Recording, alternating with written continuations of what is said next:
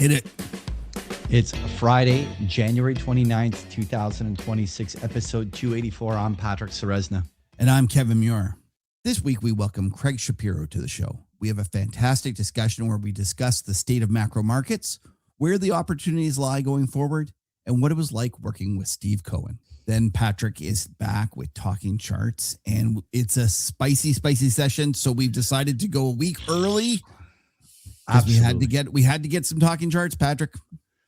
And folks, I'm going to have a beer here during this session. And Danny, normally I tell you to introduce the beer, but I wanted to leave it a surprise for you here. I'm having the Sagres, but look at the size of this bad boy. Today was quantity over quality. It's one of these days in the markets where you're going to need to go big. But like, what's your call on this beer?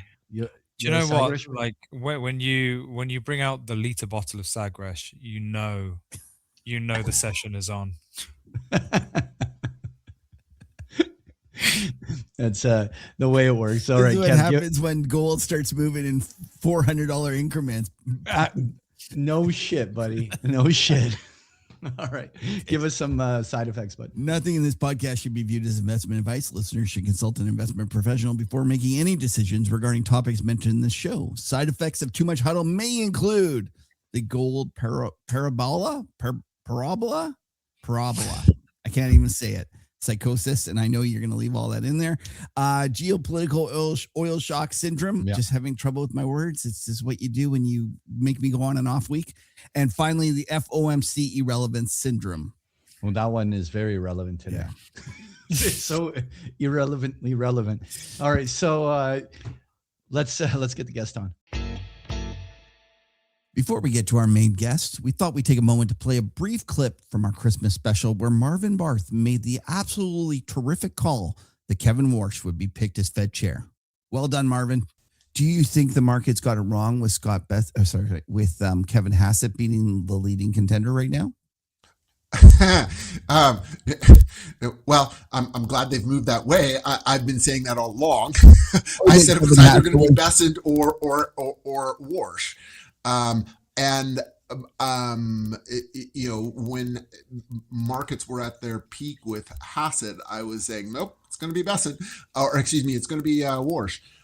Bessent has dropped out for me. I would have thought that he was going to choose himself. Yeah. And Dick Cheney move. Yeah, exactly. I think we talked about it last time. Yeah. The reason why I've sort of pulled back on that one is I learned from a variety of different sources that Scott Bessent is really deeply involved in national security policies. Perhaps maybe more so than Pete Hegseth. And that means he ain't going anywhere. One, because the president ain't going to let him. And two, because he sees other things he's doing that are much bigger than anything at the Fed, which is where normally you'd think a macro guy would want to go. So I think it's going to be Warsh. Oh, you think it's Warsh? So you think Hassett's wrong? Like the market's overestimating? No, absolutely. I think it's definitely going to be Warsh. And that would be. I'm 99% sure it's not going to be Hassett. All right, it's our great pleasure to welcome to the show Craig Shapiro. Craig is the macro strategist at Ninja Trader Live. Craig, thanks for coming. Thanks for having me. Really appreciate it. You know what? We were chatting a little bit before getting to know each other, and I was going through your career, and this is going to be tons of fun. You must have a million great stories. Before we get to them, why don't you tell us, like, where did you grow up? Like, did you go and you study in markets or economics at school? Like, did you always know you wanted to, end up in finance? Yeah, I mean, I grew up on Long Island, and my father was an entrepreneur, but he was always kind of, in the markets. And so I had an affinity for that. With my bar mitzvah money, I invested, into some stocks. I think they, generally did pretty poorly. And it's funny because someone actually gave me, like 5 shares of Philip Morris for my bar mitzvah, which doesn't really make a lot of sense because I don't know why you give a kid a cigarette stock, but I think that was by far the best performing stock that I think I had through the following 10 years. But, so that was kind of the background. I went to Cornell. Graduated in 2001, kind of, during the recession. So it wasn't a great, wasn't a great time in markets, but was hired into basically Credit Suisse's merchant banking group in 2001 and 2002.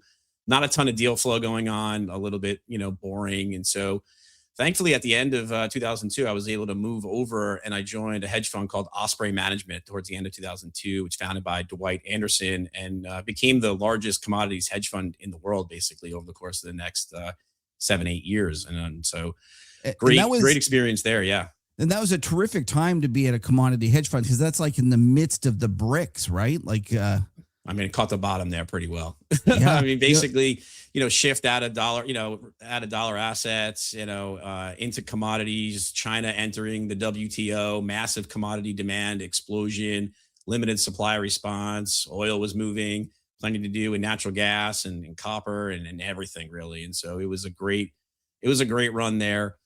From 2002 through, really the financial crisis. We had a very well publicized blow up in the summer of 2008, unfortunately, a little bit before kind of everyone else was blowing up, but we had a tremendous basis mismatch trade going on. We were long stocks and short commodities. Okay. And so if you remember, like most of the equities kind of did incredibly poorly first, while commodities continued to rip through the summer, through June and July. And we also had a liquidity mismatch whereby we were long a ton of illiquid crap.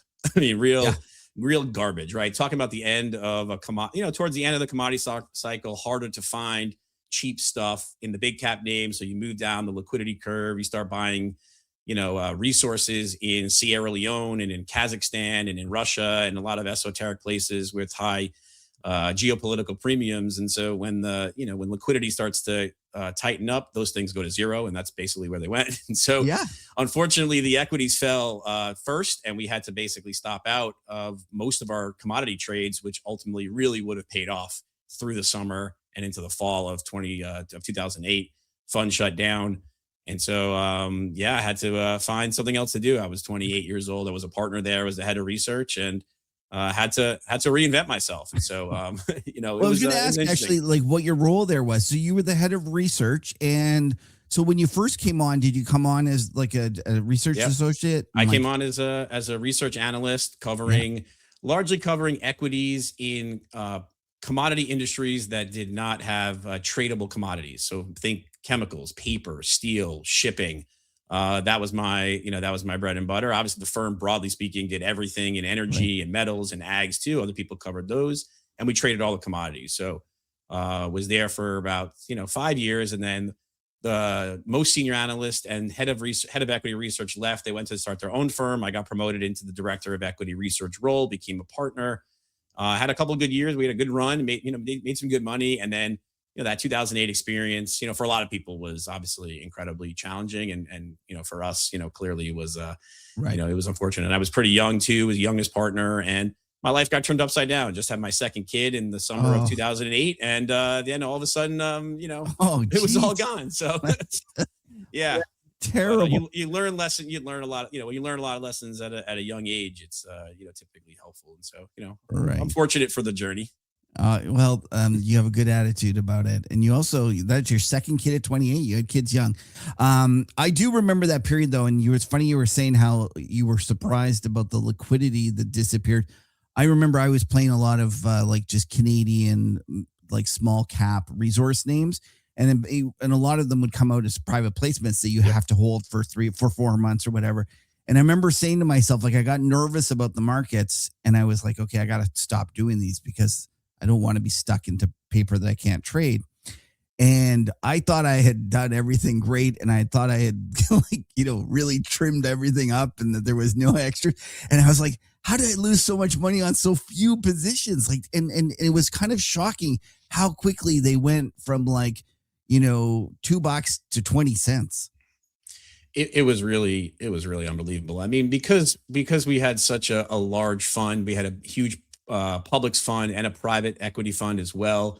Anybody with a story, anyone with a deposit anywhere in the world, or anybody with a farm anywhere was coming into our office, pitching a story. And, we were still kind of in that, tail end of the commodity bull market, but still, things seemed pretty good. And so, we found ourselves becoming 3 and 4 and 5% investors in a lot of these, smaller exploration type vehicles, and thinking the China story was going to continue, forever. And so, but in the, first and second quarter, first half of 2008, when we saw the liquidity start to move out, we thought, okay, we could hedge a lot of this risk with commodity shorts, right? We could be long junior copper miners trading, at very, very discounted valuations. As long as we're short copper, we'll be okay. And so, and the mistake obviously is that basis mismatch of equities versus commodities, but really it's, also the liquidity profile of being long small caps when the liquidity is going out the door. You can't be short enough copper, right? Against your positions. And then from a timing perspective, a lot of these names started to roll over, and it's in the first half of the year, and particularly in July and August. And crude made a new high in July, I think at 145 or 148 bucks. And I remember also we were short dry freight, forward freight agreements. I don't know if you remember those. Those are dry bulk, and like those were trading. We probably started shorting them at $80,000 a day. They went through $125,000 or $150,000 a day. Those contracts ultimately went to basically zero. In September and October, we were gone. We had to cover all, because the losses in the equity book were overwhelming everything. And so, huge lessons learned there on those basis mismatches and liquidity profile of your portfolio, your ability to get out. We couldn't get out of 5% positions in junior miners, right? They would just take huge haircuts. We wound up having to trade out of a lot of those things. And after we had already shut the fund down and we gated people, it took months. It took months, quarters to get out of some of those positions. And back to your point about this, the idea that you can't be short enough copper. The unfortunate part is that if other people are doing the trade with you, and then all of a sudden they start, the liquidity contracts, they're actually covering their, like as they sell their stocks, they're covering their copper. It's actually going the opposite way on you. So not only is it not a good enough hedge in terms of it not falling fast enough, in extreme cases, it's actually rising on you. Yeah, that's that basis mismatch that can, it can be toxic, right? And so, and the industry is also, at least back then, I suspect it's similar now. It's not that big of an industry. So when people understand that, large hedge fund, New York hedge fund, commodities hedge fund has significant short exposure in XYZ commodity, that news gets out. And obviously there's been well publicized, other funds that have gone through similar types of things in different commodities, whether it be nat gas or copper or whatever. And so your positions kind of get out, you kind of get screwed. So, it's that story, the story from Long-Term Capital that I love in the book, When Genius Failed. And it's when Merriweather's in all sorts of trouble, and he calls his ex Wall Street, broker from someone. And he's this Italian dude that comes, and he's been on the street forever. And he tells Merriweather, okay, show me your book. And Merriweather shows it to him. And he says, well, what are you down? And he says, we're down 50. And he goes, you're done. And he says, why? And he goes, we got Buffett, we got this, and we got like all these things he's trying to say. He goes, once people realize that you're in trouble, they're going to squeeze you the whole way. And then he was bang on correct. Okay. So that was obviously a traumatic experience, but you end up going to another terrific shop. And I'd love to hear the stories about this next one. Tell us where you end up and kind of give us some flavor about what it was like moving from Osprey to this new place. Yeah. So, after Osprey, trying to redefine myself, I wound up joining an ex-partner of Osprey for a couple of years at a small fund, and then was able to actually move over to a SAC spinoff fund first. And then when that fund, didn't make it, I was able to kind of move over to SAC. And so I worked with Steve towards the end of 2012 through really the end of 2015. And so 3, very good years at SAC, which then transitioned to Point 72 while I was there, running a commodities equities portfolio across those same industries, industrials, materials, energy.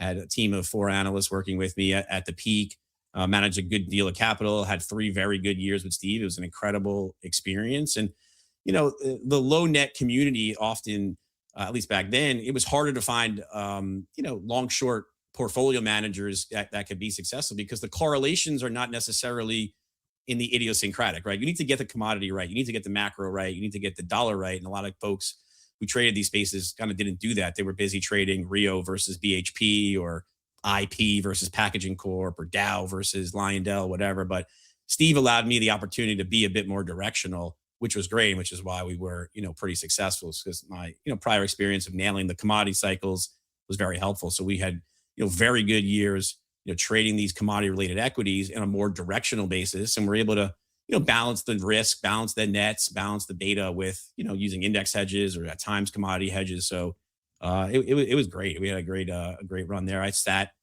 for 3 years behind Steve in his trading row in Connecticut. Learned a ton from him, and really just a tremendous experience. So what would you say was the biggest surprise going there? Like you say, you learned some things. What was the one that you were like, oh, I never would have thought about that, and that was kind of a big shock? Yeah, I mean, I think one of the things I didn't necessarily appreciate, just kind of listening to Steve and overhearing him, is kind of his myopia on execution and on trading. I mean, I had thought kind of been an investor, I've been more of an investor than a trader, right? And so more thematic, more not really caring as much about exit and entries, and you learn when you manage a large pool of capital, and at one point we were north of $500 million of capital. Getting in and getting out of things really matters. And there's a lot of slippage if you kind of screw it up. And Steve was obsessed, with execution. And so kind of definitely drilled that into me, just making sure I was aware of that. The other thing too is booking profits, right? He was, you're up, you book, make sure you're booking profits, always putting, P&L behind you. And so, he didn't really love drawdowns. No one does. But I mean, if you've been on a good run, and then you draw down, you kind of take it all back. He's not tolerant of that, right? And so he's happy to let your winners run, but when the trend starts to move the other direction, you need to de-risk, you need to gross down, you need to have booked some of that P&L so that you could keep growing your portfolio over time. And so, those risk management things were very helpful for me, particularly from my prior experience where, the fund blew up. So I definitely didn't want to do that again. But Steve was great in that regard for me. And so are you a Mets fan? I am. I've always been a Mets fan. I've always been a Mets fan, much to my chagrin. I think it was in 2015 when we were last in the World Series against the Royals, and I brought my daughters to Game 5, and the Mets lost at home, and I had to carry my daughter like 2 miles back to our car. This is before Steve bought the Mets, but okay. It's a labor of love. At least I'm a New York Giants fan, which at least for some years had been good. I'm not a Jets fan. That would be horrible. But more recently, the Giants.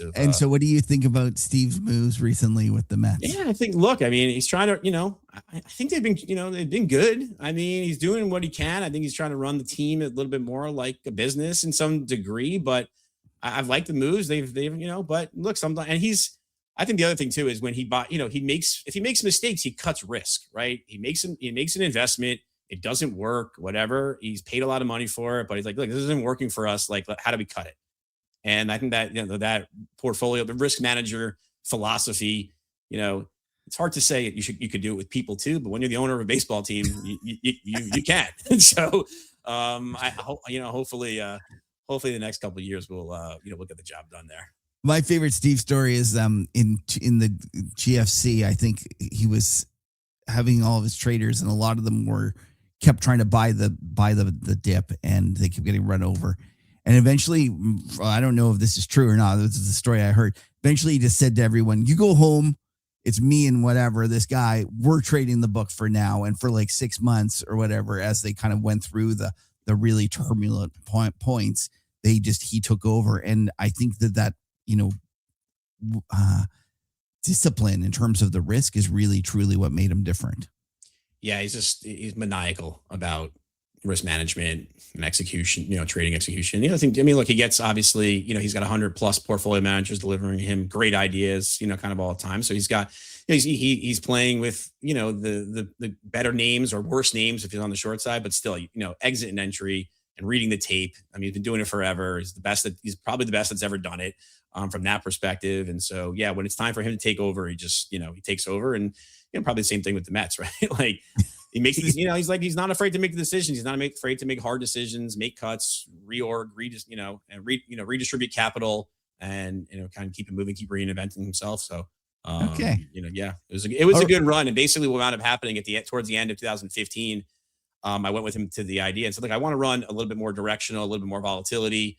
and would love to do that, with you internally. And the firm at the time had been going through some transitions, and he was like, yeah, look, that's not the real direction I want to set a precedent, but I'm happy to have you. If you want to go launch your own fund, I'll support you in doing that. And so he did. He gave me his blessing to do that. I was able to take my track record with me, and one of my analysts with me, and who became a partner. And we, tried to run a more directional strategy in 2016 and 17 and 18, and it didn't really, it didn't really go according to plan. I wish it would have went better. Messed up the Trump election night scenario to some degree.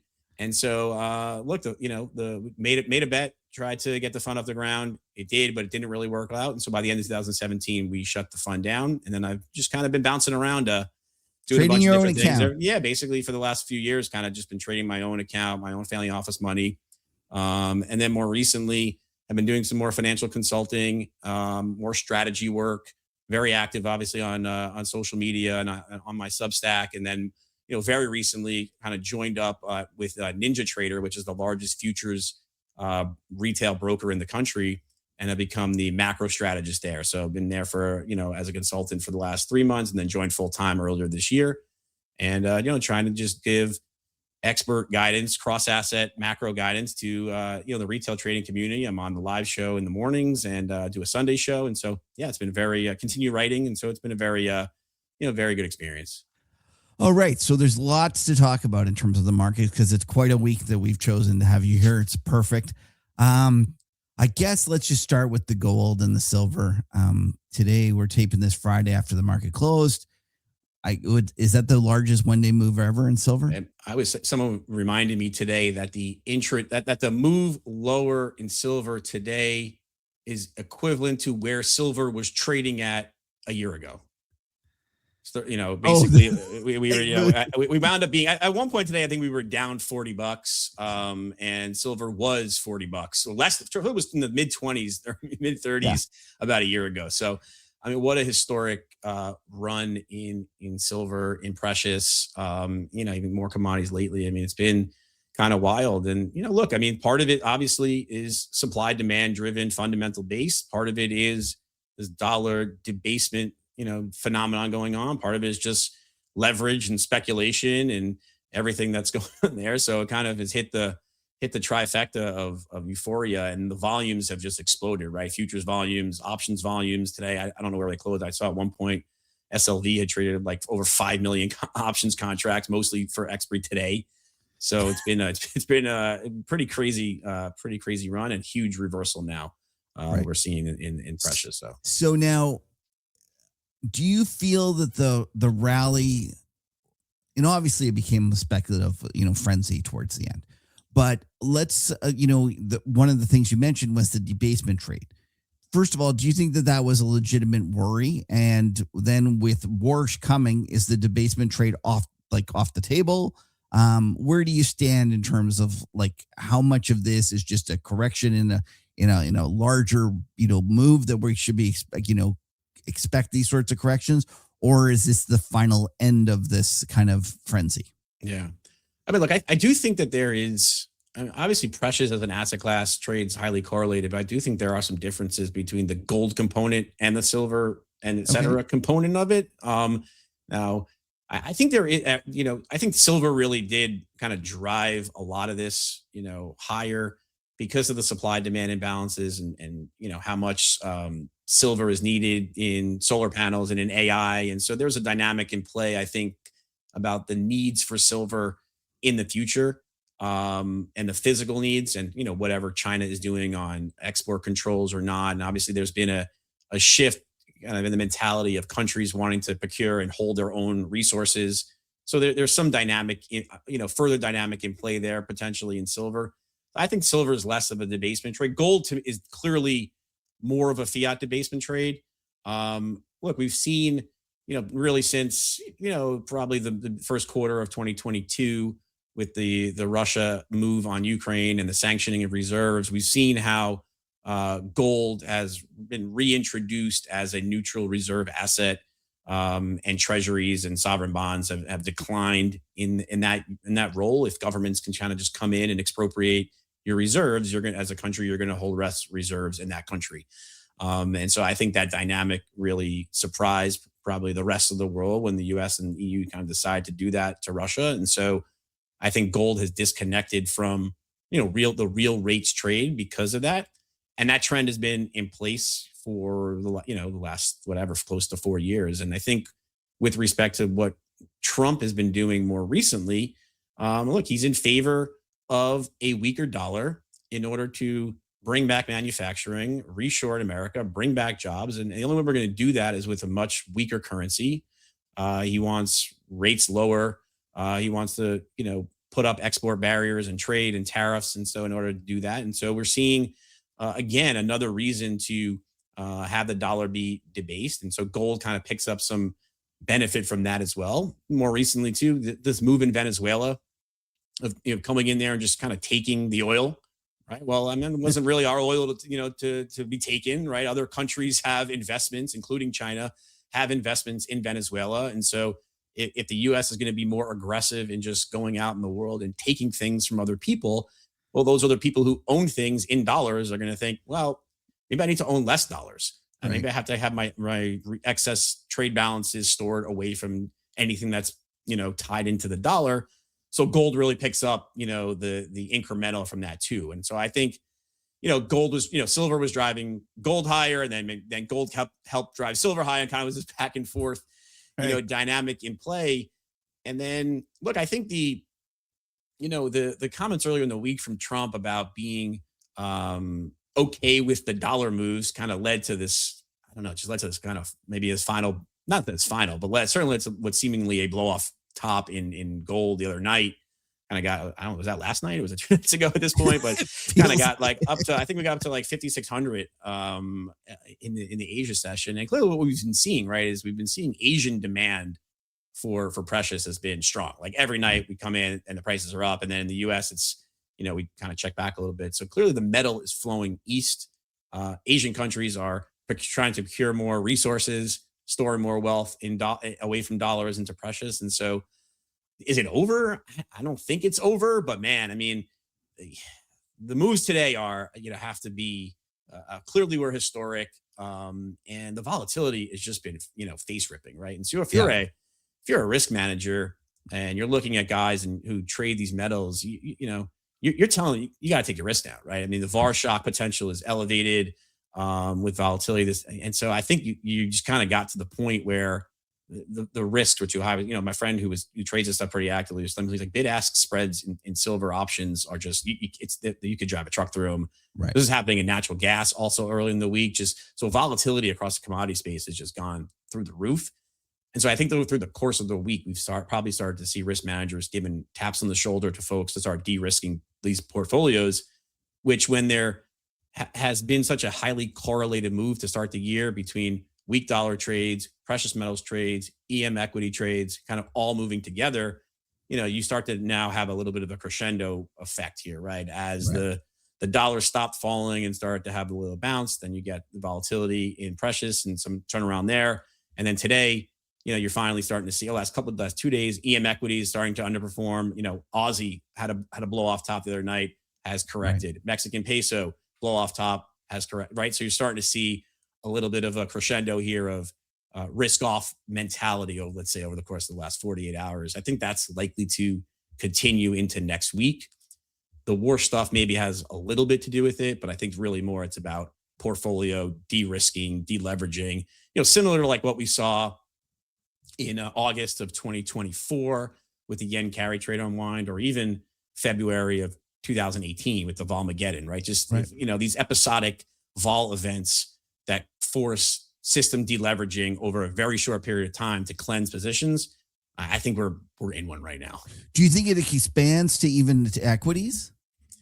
Well, look, I mean, how are you? I tweeted this earlier today. I was just kind of thinking, like, if you're a business that needs to buy commodities, and commodities are whipping around with 100% realized volatility, well, how do you make decisions about how much you're going to buy this next month, the month after? And so I think you have a little bit of an uncertainty dynamic reintroducing itself. So I do think that this commodity vol, which is filtering now into FX vol, is likely to filter into equity vol. And so under the hood, look, it hasn't really shown up yet in NASDAQ and the S&P. I mean, they're both trading, still up on the year, but under the hood, over the course of the last several days, there's been violence in meme stocks, in the most shorted names, in unprofitable tech, right? Things that led to start the year when people were believing in a broadening out rally have been face planted, right? Because these are the things that people don't really know as well. They are beholden to a low vol. They need a low vol environment to work. And so when you start to see this vol pick up, these things have been destroyed. And so that rotation to start the year now has been going kind of back the other way, right? NASDAQ has outperformed the Russell now for, I think 6 days in a row after basically 3 weeks of the other way. So I think we're starting to see that the bleed into equity markets. And I think as we come in next week, I think we're going to see more of that. Okay. I want to go backtrack to the dollar because you made a comment and I thought spot on correct. And I get a lot of pushback when I make the same arguments. And I just love to hear your thinking. I do think Trump wants a lower dollar. And even though he says, oh, no, I really want a strong dollar. Ultimately, like if you listen to what he believes that in terms of, selling to the rest of the world and what's happened to the manufacturing base, all those things need a lower US dollar. And so although we have gotten a lower US dollar against some currencies, it's actually been pretty yes, there's been some volatility, but there hasn't been as much friction on the dollar as I would have figured. And I'm wondering if that's actually the next round of real FX. The real volatility is going to come in the FX markets, and we're actually going to get foreign currency wars. And I was just wondering what you're thinking about that. Yeah. Look, I mean, I don't know. I thought I have a couple of things, but what kind of comes to mind is Trump makes this, the announcement about this whole Greenland stuff, right? And so, we're going to tariff Europe if they don't just give us Greenland. And then he goes to Davos and, gives a reasonably hawkish speech about the state of the world and where the U.S. fits in, and has some meetings, I suspect, with leaders and and wealthy people and market makers and movers and everything. And then ultimately, a few hours later, basically decides, okay, we're actually we're good. We're not going to take Greenland, and I'm not going to tariff anybody, and I'm just going to go. I'm just it's all good again. Yeah. And so, and I wonder, did he, is he walking away from from Davos in a position of power, or did the rest of the world kind of tell him to F off? And I'm not really sure, but the reaction from the currency market was that the rest of the world is kind of telling him to F off, or that there's a coordinated effort now across a multitude of the West to allow for a weaker dollar, because the reaction of the DXY and basically every currency since last Wednesday up until today was dollar weak, right? And very weak, right? I mean, so we saw a very big breakdown in the dollar over the course of the last, week. So I don't know if it's because, there's a Davos Accord or a Mar-a-Lago Accord that was reached, or if it was the rest of the world kind of fed up with Trump and just saying, let's start the process of selling US dollar assets now because this guy is out of control. I don't really know what the reality is, but I do know that the president has a view about what makes America great, what makes America strong, and it's making things, right? And he believes that we can reshore manufacturing imminently, and that we should be able to get, a restoration of manufacturing jobs like tomorrow. And really, we need, in order to be competitive globally, the dollar needs to depreciate massively. Yeah, right. So 50%. Yeah. So I don't know that, if he knows the numbers or not, but what I do know is what he wants. And so the only way to get what he wants is to have a reasonably weaker dollar. Okay. Now, I think the issue is if we get an accelerated pace of dollar decline, then you get weeks like this where commodity prices roof, right? And so then you bring back inflation expectations, you bring back, worries about the future state of the dollar. And I think the American public is, maybe, American public understands, I think, this weak dollar story, and they know what happens when the dollar is weak and gold prices rip and oil prices rip and natural gas prices have the kind of week that they had. People see that the dollar weakness is going to bring back inflation.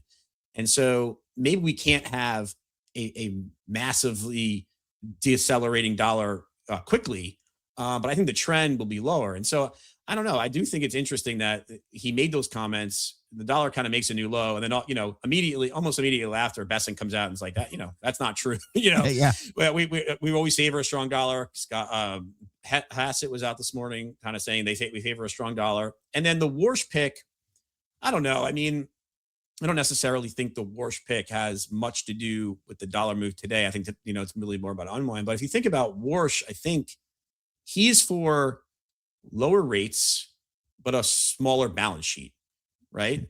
But he's also been at the Fed.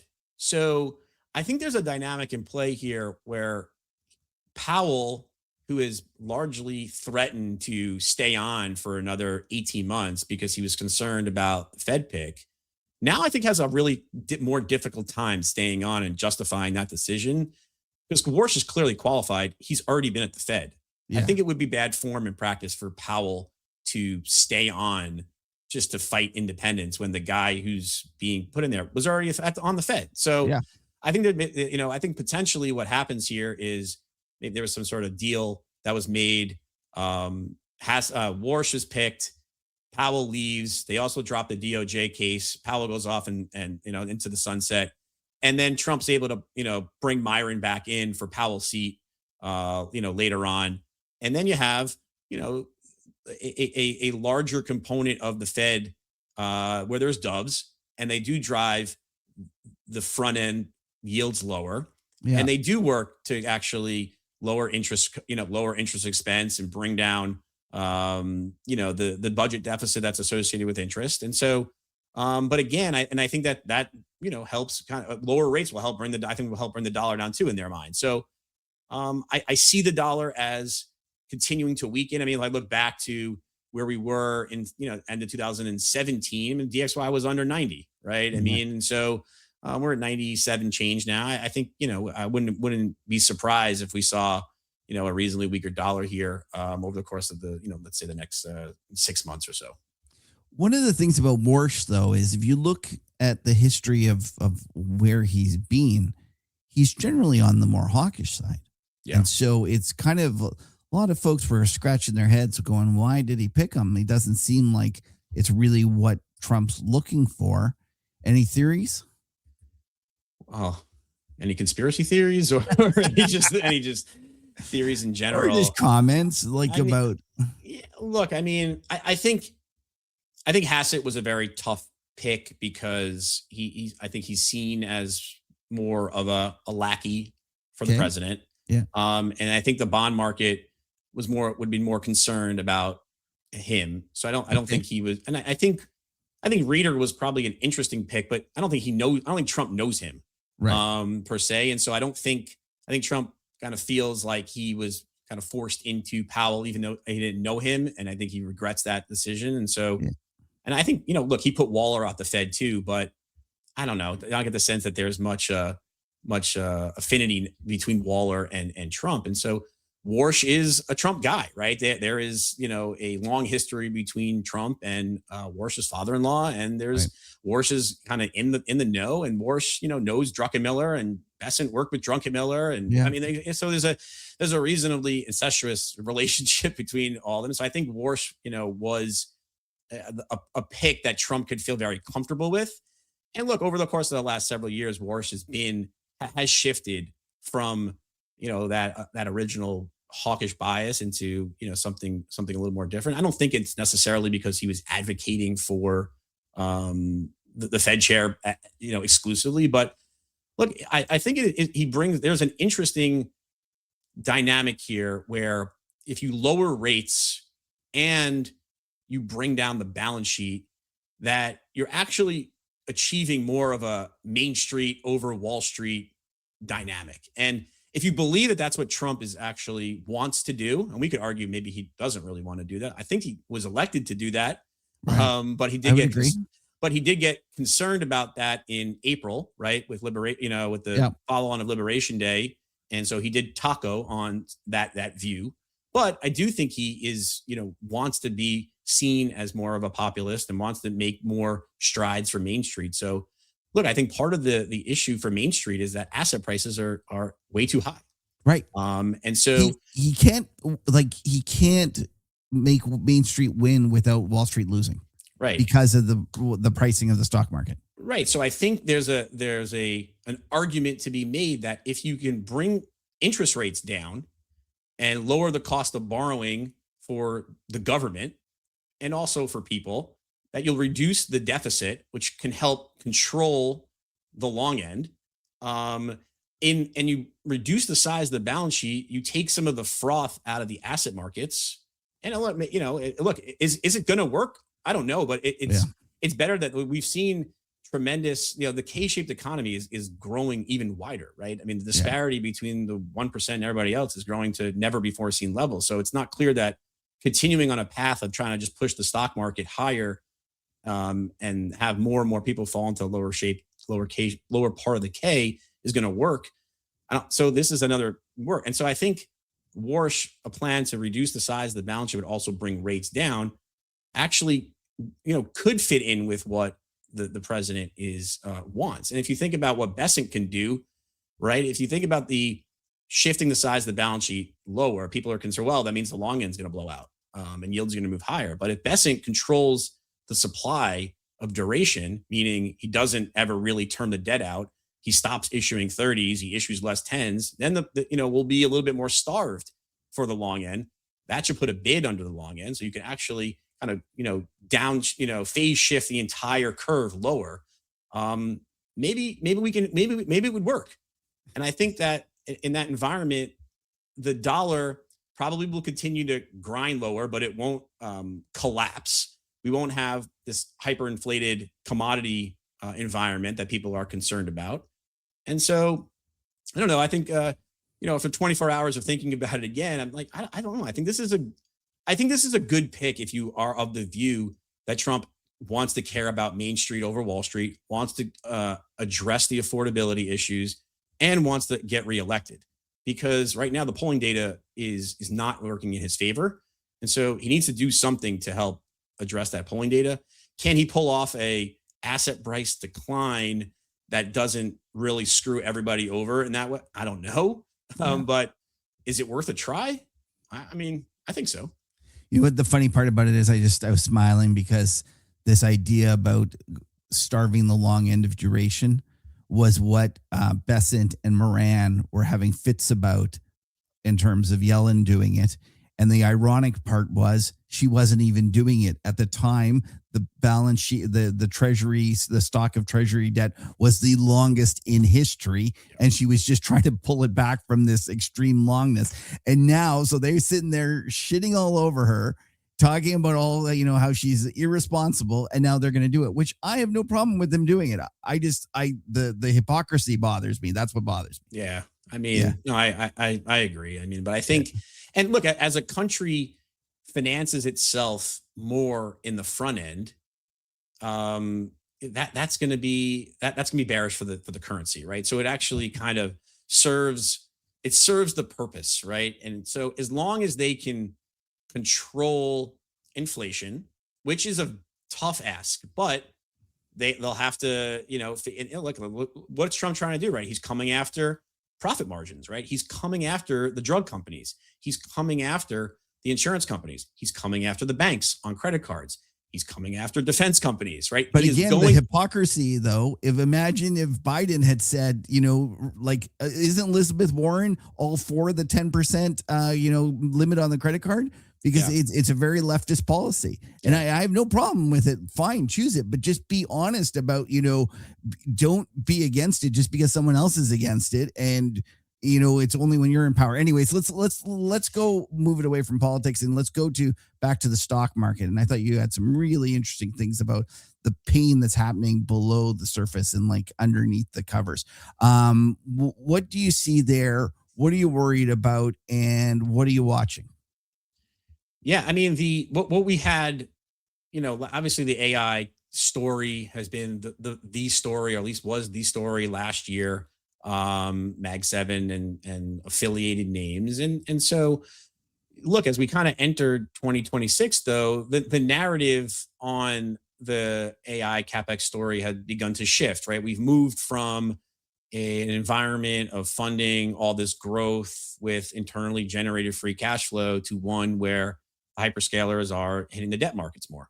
And so we are, needing more capital from external parties to finance this growth. And so the markets have figured this out to some degree and have been a little bit more discriminating in the way that they are buying the Mag 7 or tech broadly speaking, and are really trying to focus in areas where the profits are going. And so we've seen, right, software has really gotten hit. Microsoft's gotten hit in a big way. Oracle's gotten hit. And we've seen some transition into memory names, which have done really well. Micron and SanDisk and some of these other names, right? So we're moving up the value chain to some degree where the profits are. But the other thing we saw is just a broad shift out of tech into other areas, right? And a broad shift out of, let's say, the dollar US exceptionalism trade to EM equities, to commodity related equities, to energy related equities, to power, right? Things that are going to power and grow the AI CapEx, the materials part of it, have been big winners this year. And also EM equities and dollar week beneficiaries have really, performed exceptionally well this year as well.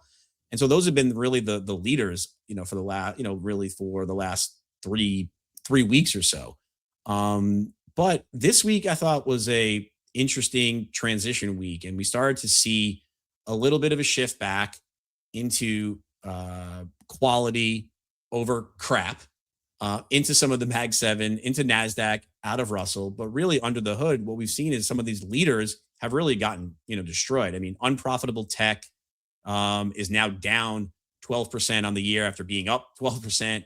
High beta momentum today was down 5.5%. I'm just looking at my screen right now. High short interest names down 5% today. Low value down 5% today. Said profitless tech, meme stocks down 4% today. And this trend has been going on now, for the entirety of this week. And I think it's a reflection of the fact that volatility, kind of cross asset volatility, is starting to pick up. It's picking up in commodities, picking up a little bit in FX.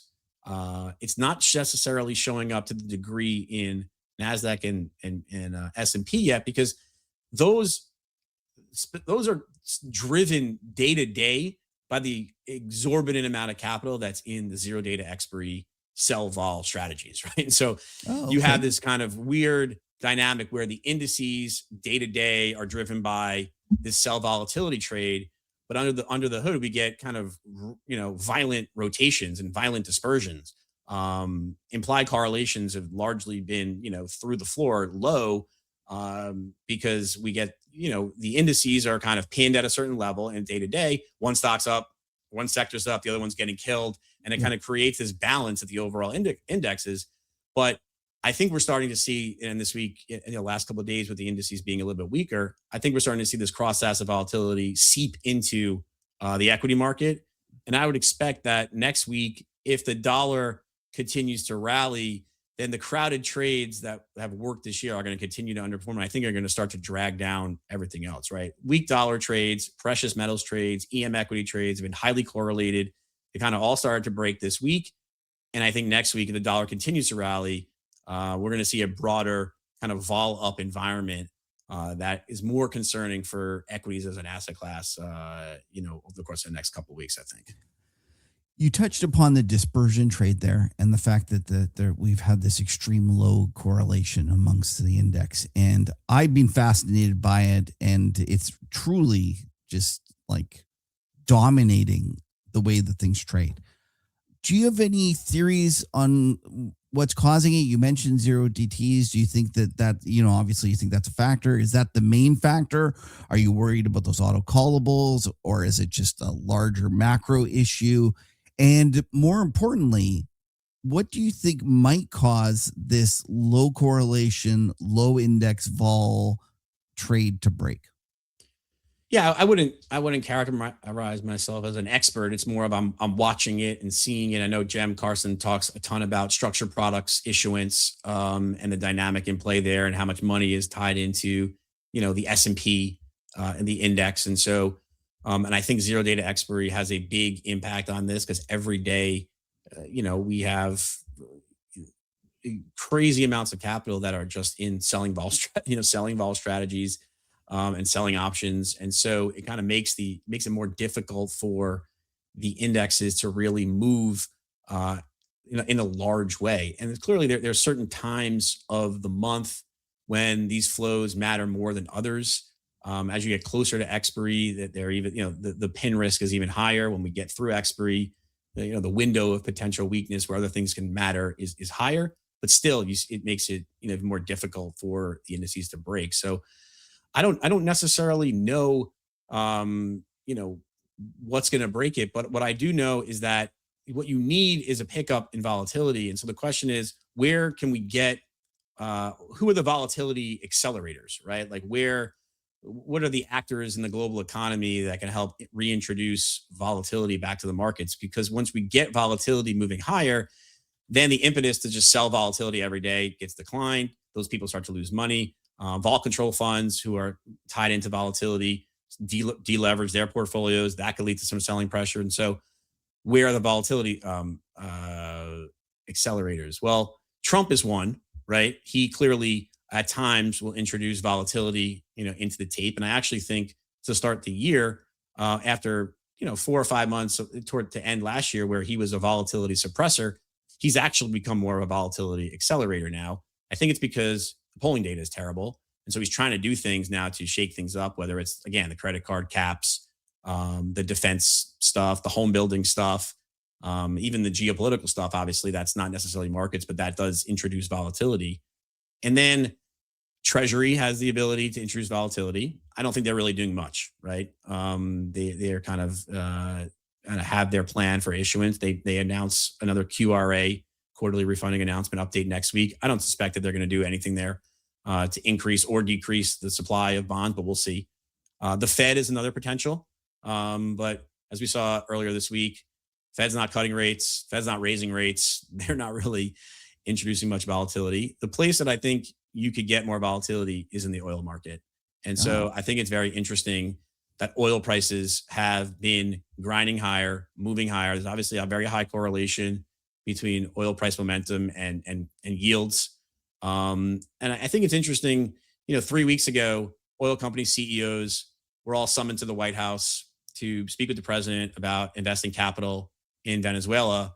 And I think he thought he was just going to force them to do it. And most of them came back and said, yeah, we're not doing that for you. And oh, by the way, when you keep talking about oil prices in the low 50s, we're just not going to drill at all. Right. I'm sure you saw Harold Hamm has talked about shutting production in the Bakken for the first time in 30 years, right? I mean, Harold Hamm he's a Trump guy. Yeah. I mean, so I think the oil industry has spoken and has informed the president that oil prices are too low. And so he, for the course of the last couple of weeks, you don't really hear him talking about getting oil back down to 50 as loudly as he had been before. Now, some of the oil stuff is probably tied into the war premium from Iran. Who knows what will be the ultimate decision there? Part of it's probably tied into the cold weather. Heating oil has followed natural gas over the course of the last few days. So part of it's that. But I think there's a growing realization that if you want the oil industry to actually invest capital, 50 is not the number. They need higher prices. Right. But higher oil prices are going to make it more difficult for the Fed to ease, is going to reintroduce inflation expectations moving higher. And I think that's a type of dynamic where that's a type of volatility that could disrupt some of this kind of constant sell volatility dynamic in play. So that's one area that I'm watching that can help break this kind of cycle of lower volatility in the equity market and selling volatility every day. That's a great answer. What other opportunities should investors be looking at? Like, what are there some of the other things that might be not getting the attention they deserve? That's a good one. I think that there's the low part of the K-shaped economy. The story is well known, I think. And so I imagine, and I haven't really done a ton of work yet, and I've been focusing a little more on the sector and macro level. I haven't gotten into the micro, individual idiosyncratic names, but there are probably a lot of very beaten down, consumer facing, value oriented, names that have struggled because of the association with the lower part of the K. Okay. But we're moving into an environment where Trump realizes that dynamic has to stop, right? We can't just keep crushing the lower part of the K-shaped economy.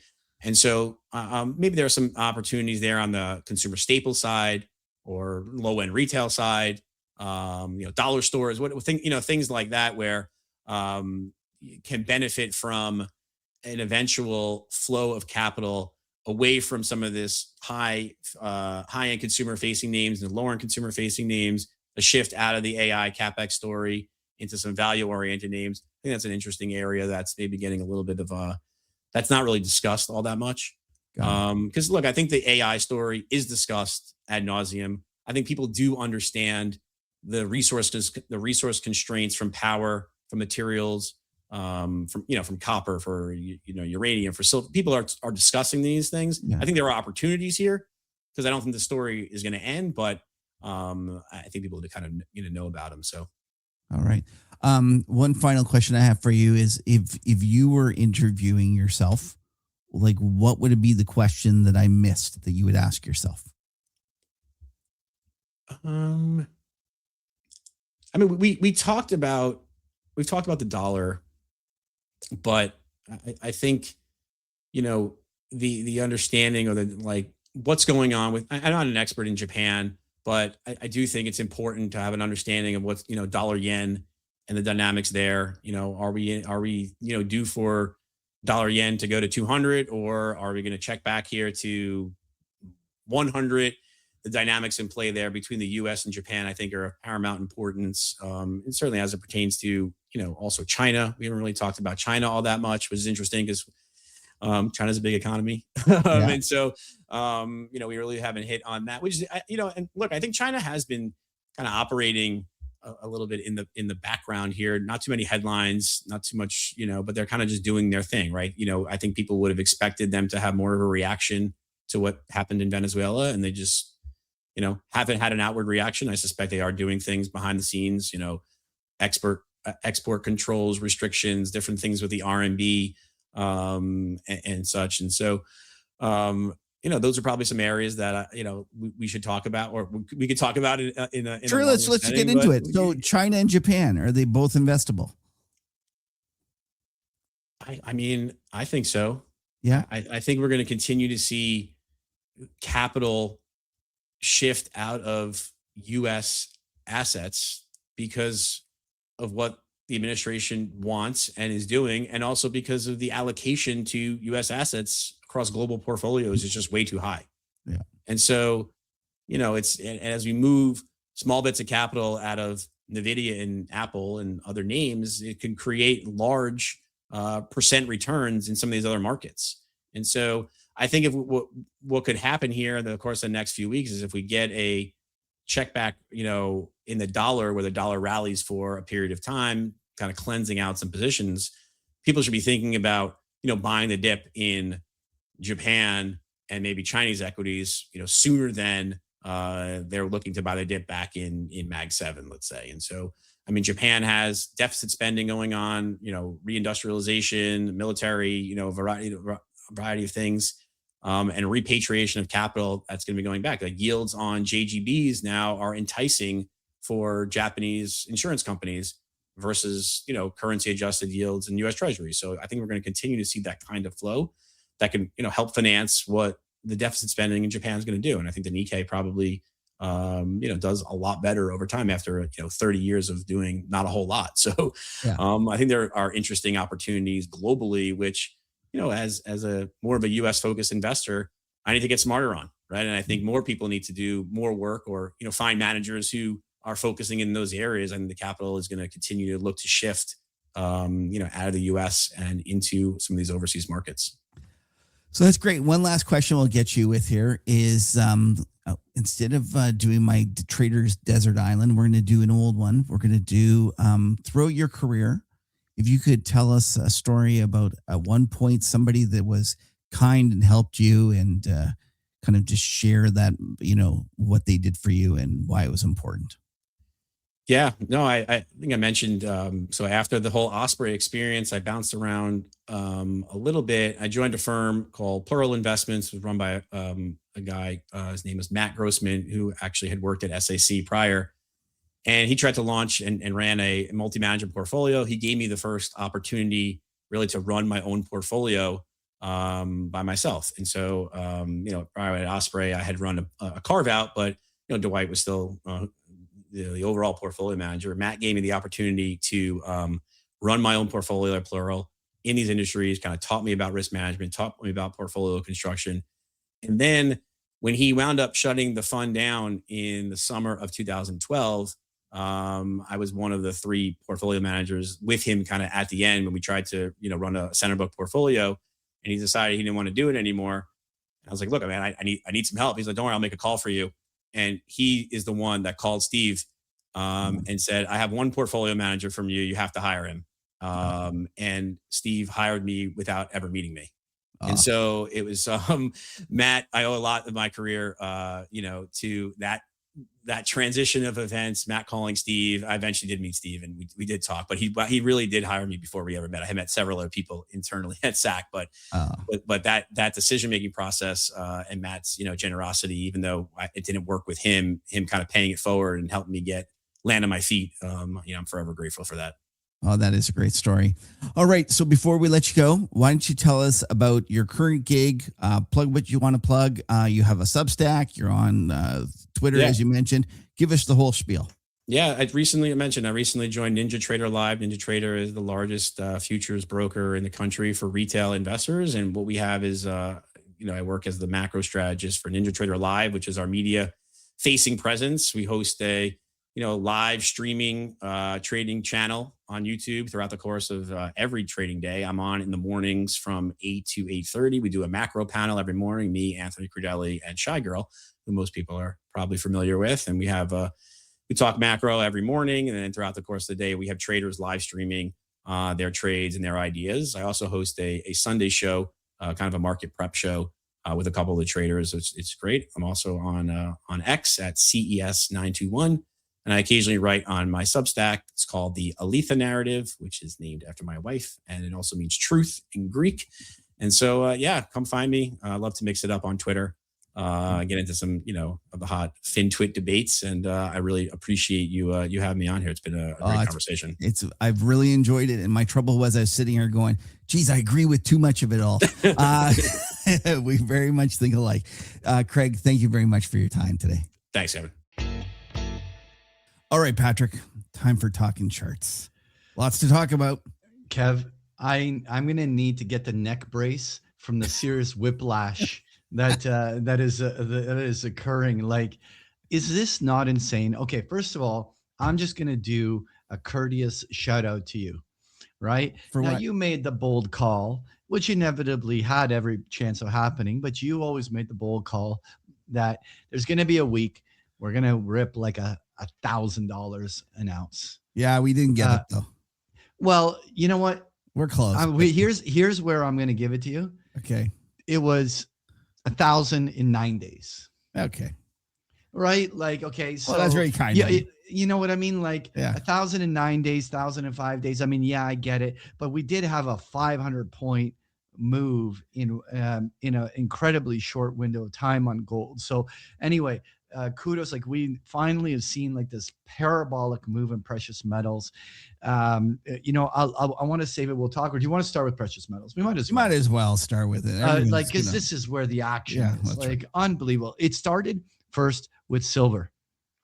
And let's start with silver, because that move happened on in the Asian session going into Monday morning, where silver went up to like $117 on the upside. It was insane. Just like, here, I'm going to put on a 4-hour chart, but like in this bull impulse from trough to peak, it was a $27 advance in 4 days, including that one last kind of blow off impulse push. But it was insane how silver was being pumped. That last day was a $14 up day, a $16, $17 high when it was up at that one point. It was crazy. Something like it traded. I was reading somewhere, it traded SPY volumes. Yeah. It's crazy.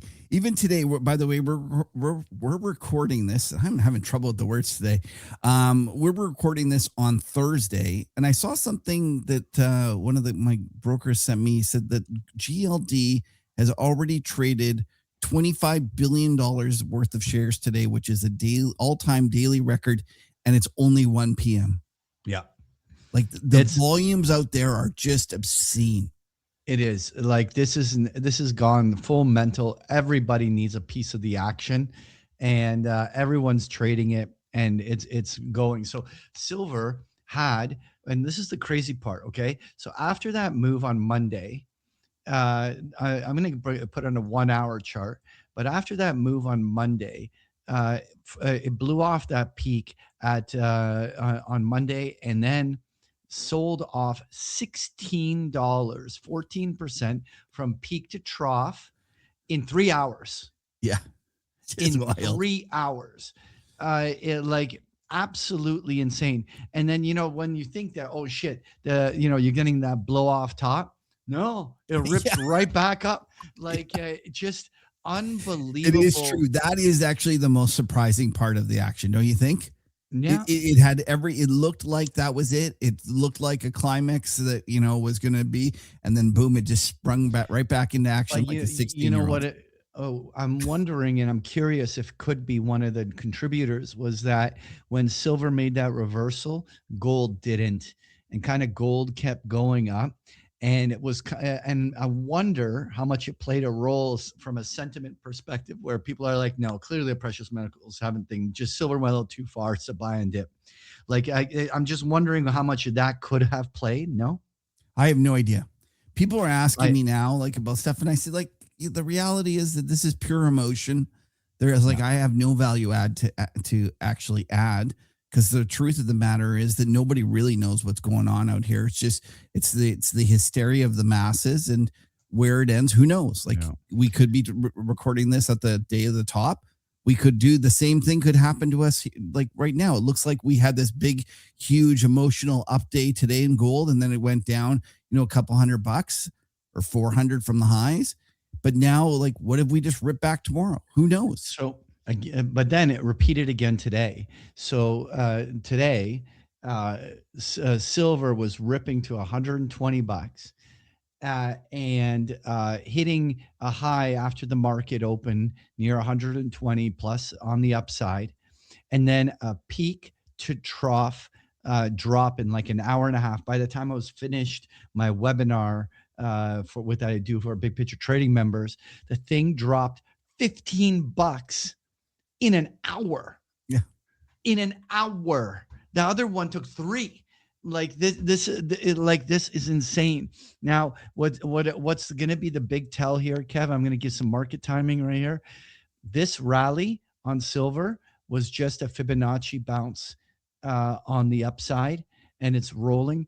If the silver bulls here need to make a save the way they did back over here, which is they got it above the fib zones and then got it out of the danger zone to imply that the prevailing bull trend remains intact.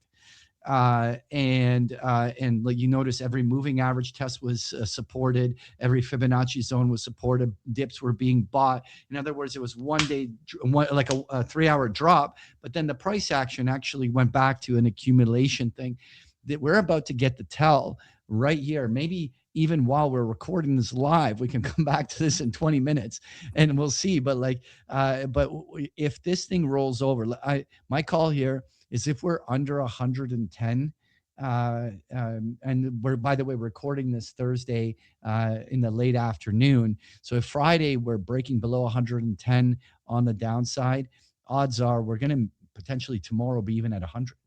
Like it's one of these things where if this was the swing high of this parabolic move, these things don't correct sideways, and the drops are often twice as violent and fast as the rises. It's just that old adage of markets rise on an escalator and drop in an elevator.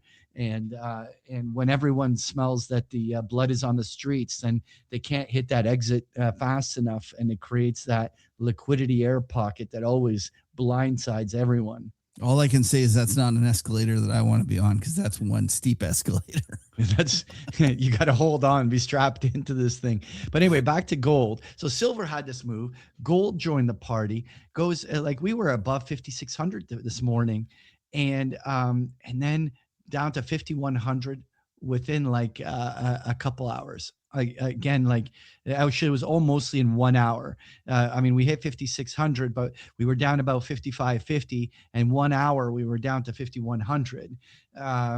Just an insane drop back on the downside on precious metals.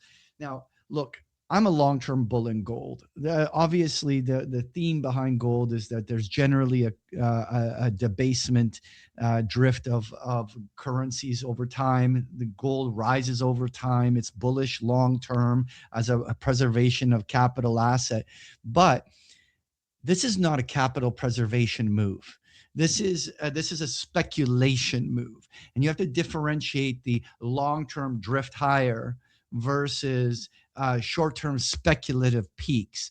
And these things overshoot, mean revert, find that kind of average point over a little while, and then go back to resuming. So I'm not trying to boogeyman people out of their long-term physical bullion holdings and stuff, but as speculation, if you're using any degree of margin or leverage in the futures market here, you have to be very delicate here. Like this is the kind of shit that where you know, the widowmaker shit happens. Like the nat gas market behavior comes over here to the gold and silver markets. Any comments you want to make before we move on? No, I was just telling the folks in my chat, I was saying this morning, I think I was saying timestamp a ticket and keep this in your mind, because this is a period that you're going to look back and be able to tell your grandkids about. It's like when the grandkids. Yeah, it was like this. It's that big a move. I don't think people appreciate the enormity and the craziness of this past, month or two in precious metals. It's funny that I said that similar statement to my members to write it down and look at it in 6 months. I wasn't telling them to look at it for grandkids. No, like but you. I think it's going to be it's going to be a story you tell your kids or grandkids about. But we were on the same track. I just my time horizon was just a little bit more narrow than your grandkid storyline. But you're almost a grandfather, so I mean it's hopefully not for a while yet. So let's talk some of the other crazy stuff. We'll talk equities in a moment, but we have to just go to the commodities that are moving. We have to talk about geopolitics and this little bump in oil, and the interesting. So, by the way, no, sorry, reverse. Gold volatility. This is the implieds on gold, and we're at 45. It feels like it's not high enough, though. Yeah, but you know what is insane? So when I put on a weekly chart, this is the same level we traded at during COVID. But that was because gold was going down, not up. This is a crash to the upside. Honestly, it feels like vol is cheap. COVID vol was too expensive or this one's cheap, because I agree with you that this is nowhere near the same sort of danger market in terms of gold that we saw during the COVID. Yeah. But that was a downside danger, but this is an upside melt up. I know, but there's going to be, there's still, you just talked about how it's going to correct, and it's going to correct, $500 in a day. And there's big moves happening. These are large moves. I'm with you. The VIX isn't high enough. Sorry. The VIX of gold is not high enough. The implied volatility of gold. Know what was insane. Let's take a peek at it. But this is the implieds on the SLV. But what's even more insane is you go to the very short-term options like this Friday's expiration. We hit 140% implied on Monday on the weeklies. But I think that's right. I bet you we're for moving these those kind of swings, things. $14, I bet you we're $15 in an hour of Yeah. yes. Like, I haven't done the math, but I bet you those aren't as ridiculous as they sound. They're probably right pricing, but like, the part that I'd like you to kind of give me your take on it, because to me, when vol gets this high, like I feel that a lot of people seek to participate in bubbles through the convexity they get in being long gamma. So they'll go and buy these options to participate on the upside of markets using these options to get that extra kick and move on there. But when volatility gets this high, so dealers obviously are short these calls that everyone is buying, and dealers have to hedge, and they become a marginal forced buyer to actually contribute to the basic grabbing on the upside of the market.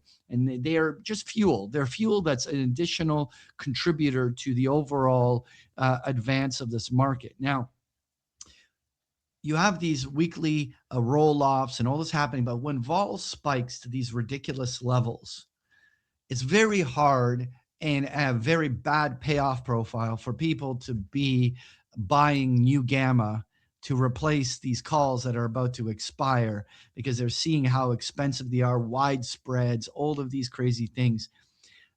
Is there that flip moment where the dealers suddenly are now going to unwind all of their long hedges because like the volume? First of all, the dealers are short gamma, and you are correct that as it rallied, they were getting short stock. So they had to chase. No, they're short calls. So they're long stock. They're buying. No, they're long stock, but they need to buy more as it goes in the money. Yes. So they're chasing. They're chasing. So they're short gamma on the whole. They're short options, assuming the public is buying them. And I would assume that's probably a good assumption right now. Yeah. So they're short volatility. They're short gamma. They're chasing on the upside. But part of the reason that you saw this huge sell-off today was that on the way back down, they're also chasing. They're having to sell the stock that they bought. And they're hoping that their amount that they are chasing back and forth is going to be less than what people paid for the options. And as they do more of it, and as people buy more options, it actually becomes self-fulfilling that volatility ends up being higher because there's more market makers that are chasing upward and then also chasing downward. So it's almost a self-fulfilling prophecy in terms of that. But it does hit a level where you're right. It makes no sense to be long because it's too much.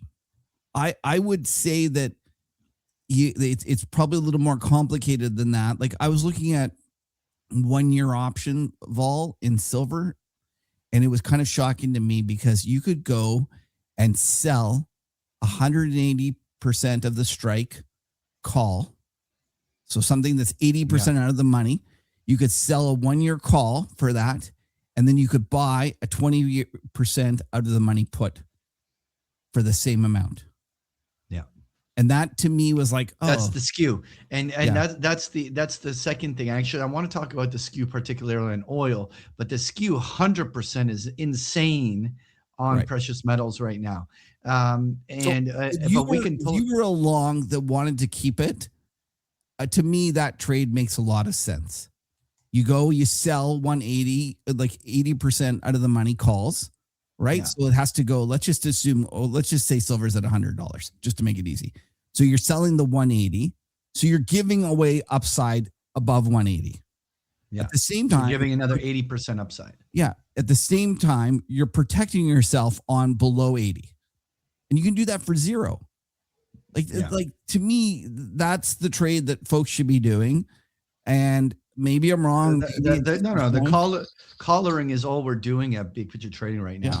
Like these skews are so favorable that you need to find ways to secure the profits you've made and continue to participate on the upside, because you don't know how stupid things can still get. But there's a point where it's stupid not to sell. Like if silver went another 80% in a short window of time, that probably becomes a logical place where, if you sold everything, that would be good. It's the deterrent of that strategy going that far out, Kev, is that if silver, for instance, got up there too quickly, and that you would be less inclined to want to profit take your position because you're sitting on this big loss in the call, and you feel like you almost need to see the trade through, and you might want to hold for another 9 months till you hit the expiry. Yeah, and no, and a lot of time, like, so what you're doing is you're giving up a little bit of that flexibility to being able to make your decision quite freely. You feel like you're almost cuffed in, and the time horizon of going out a year, a lot can fucking happen in a year. yeah, I get it. I'm just saying that there's trades like that exist out there. And in Yeah. terms of, and the trouble is that over the short run, I think that the silver will continue to be volatile. Yeah. So I don't want to be selling that much like options unless I was long, but I wouldn't want to be short any options that were going to expire like in the kind of lower, shorter end of the spectrum, because I think that the volatility is going to be large because all these market makers are short this thing, and eventually it will settle down. We'll have some sort of flush, and then it'll settle down, and then hopefully it kind of goes back and people stop talking about that and we move on to the next thing. Yeah, I think so. So let's talk about crude oil and the geopolitical insertion of a potential Middle Eastern flare up, and a potential attack. Obviously, oil markets are responding with now what's been a $10 rise from trough to peak over the last month, and really the biggest part of the move happening in the last few days. So first of all, do you feel that there's enough risk premium being put in, or is this surprising you how little it's moved in spite of all of what's happening? No opinion? No, I have an opinion. I hear you about the risk premium, about the potential of Iran. I also think that people are waking up to the fundamental story that oil is cheap, and that what happened was all the different commodities were starting to go, and people were looking at this and realizing, okay, listen, silver's going, gold's going, copper's going, uranium is going. A lot of these commodities are going. Eventually oil gets dragged along, and I think the oil, you can make a bull case, and I did a couple months ago, and I'm a big fan of oil. And I think that it's one of the things that you can actually hide. Like right now, it feels scary to me, Patrick, because all the materials are bid so much, and there's a frenzy going on out there. And I don't feel comfortable going out and buying like software stocks because they look like death and everything looks like shit. So what do you own as someone that's kind of being partial to the hard asset world? And to me, oil is a natural place to hide. It feels to me that that's something that not a lot of folks own. And that if we did get a severe like correction in the gold, silver, uranium, copper trade, I think that oil will do much better. So I think that there's a little bit of a little element of that. So when you ask me about the risk premium, I don't know if it's too much, too little.